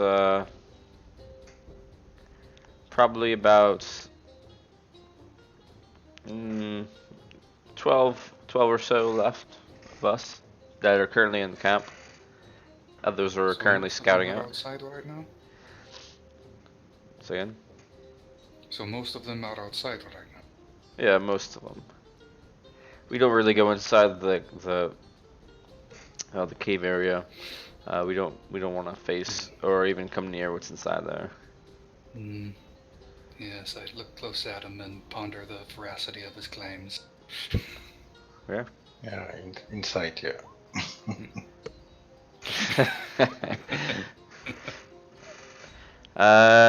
So with your insight, you're able to tell that he's scared of being at this camp, mainly because of how mean his boss is, and he does seem to be telling the truth about the numbers just based off what he thinks.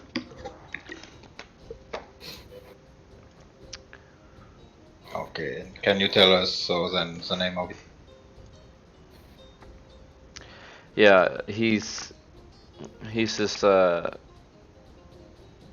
this tall human dude. He's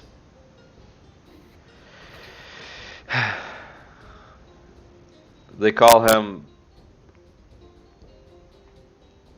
the Bloody Blade. Bloody Blade. That's And does the name Roswell ring a bell to you? I mean, that's his name, but he prefers to be called the Bloody Blade. So Roswell is a Bloody Blade. Okay. And have you seen any woman that might have been kidnapped, join you 2 months ago? I mean, we have a couple of women around, but none that we've kidnapped. None that you kidnapped.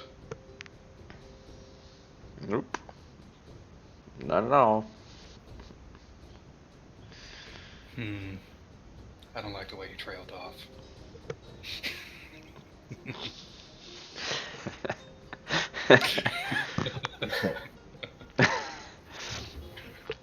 He seems sketchy already. You get a sense he might be holding something back, but you're not really sure. He seems like he's telling the truth, but you're not really sure. Yeah, you think he's telling the truth.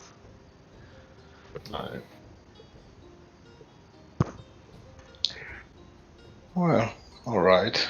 So, guys, I guess it's time to let him go. Thank you. It's like, you half-orc person, help me up, would you? With that, I'll just attack and miss. Oh, Well, he's surprised, I assume.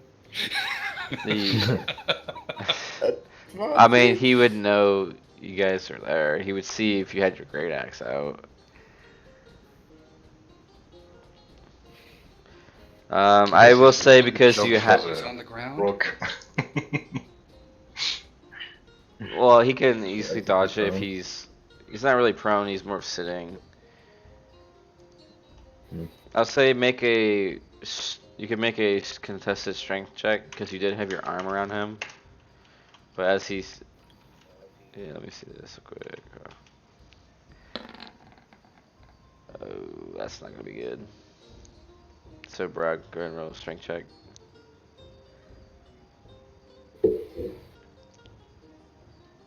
Yeah, so I'll say you were manhandling him, holding him in place. Like his arm was pretty scrawny. It's kind of you're kind of encasing it with your big hand, and you kind of pull him in as you swing down into his chest. And he kind of looks at you as like his chest is with his blade sticking out, and he's gonna start fanning off, and he's gonna try and spit at you, but like it's just falling onto his face as he fades to death. Well, that was helpful.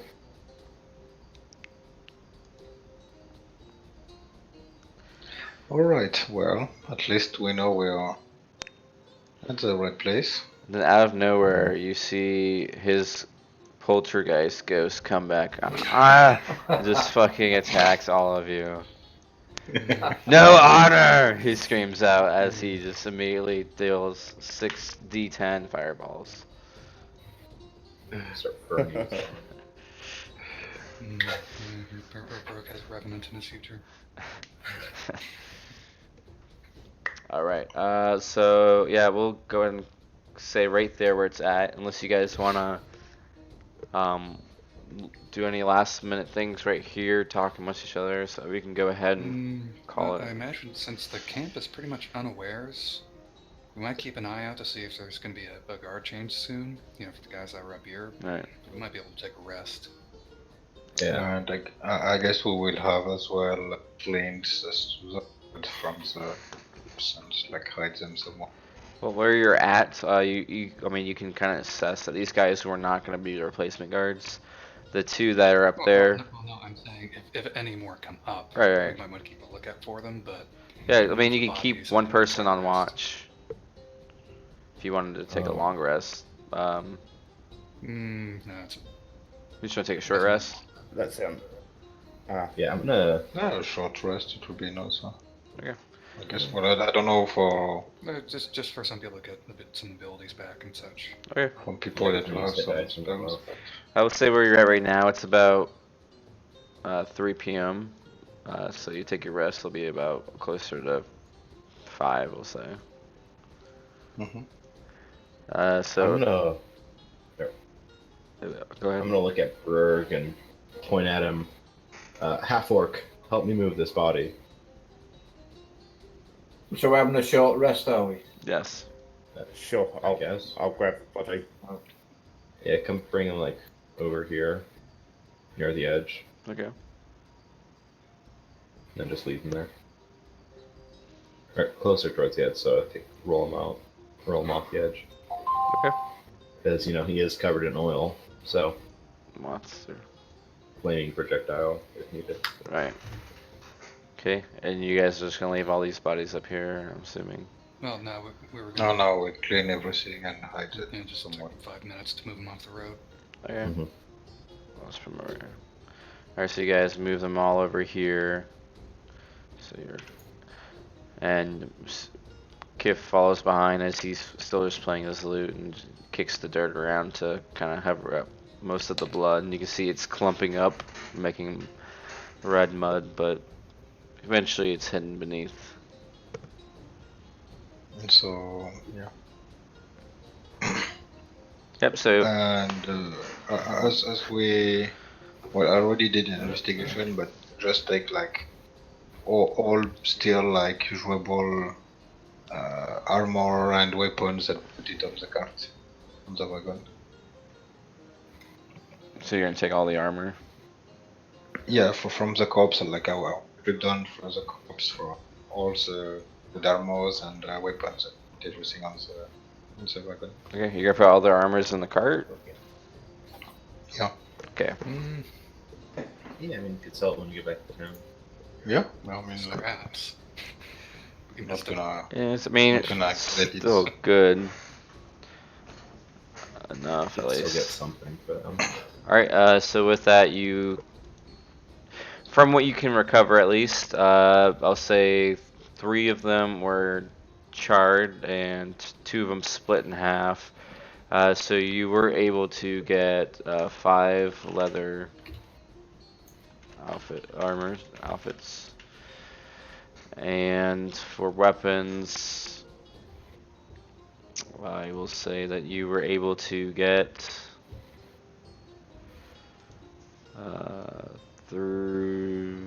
let's go with 10 short swords and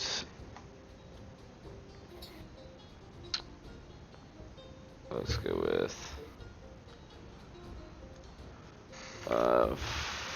4 short bows.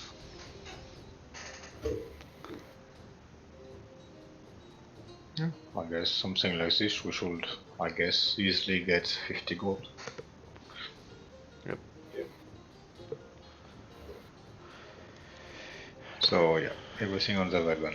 Alright. We'll see. If we manage to get it back to town, so we'll sell it everything. Alright. Okay. Alright, is there anything else you guys want to do?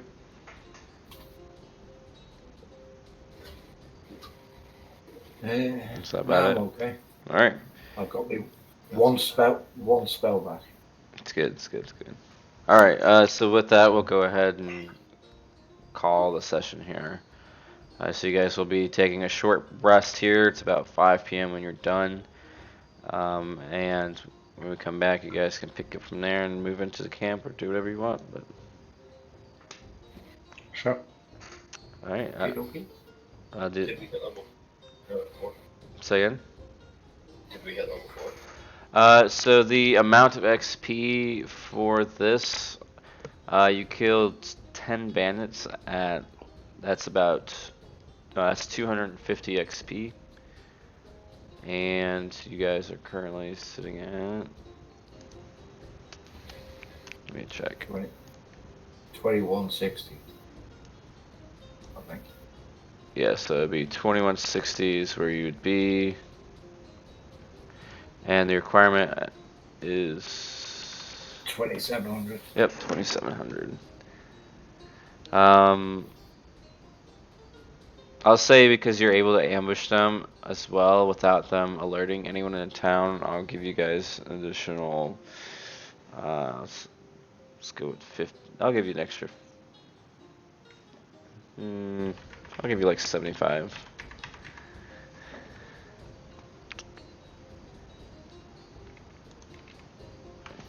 So 2235. Yes.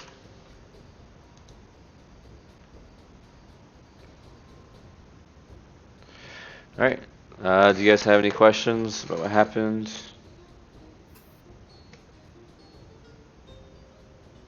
No? Nope. No? Okay, in that case, we'll leave off the session there. So, good job on that fight, you guys, like, took them out pretty easily. Yeah. Even though they had numbers, you still were able to. Hopefully it will be the same next week. Right. Guess we'll see. That'll be more No. they're more You spread need out. more. You need more, so you get more XP. So you go up. Deadly encounters, alright.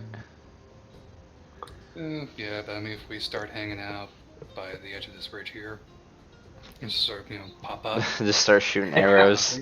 and go back down, go prone, so that disadvantage.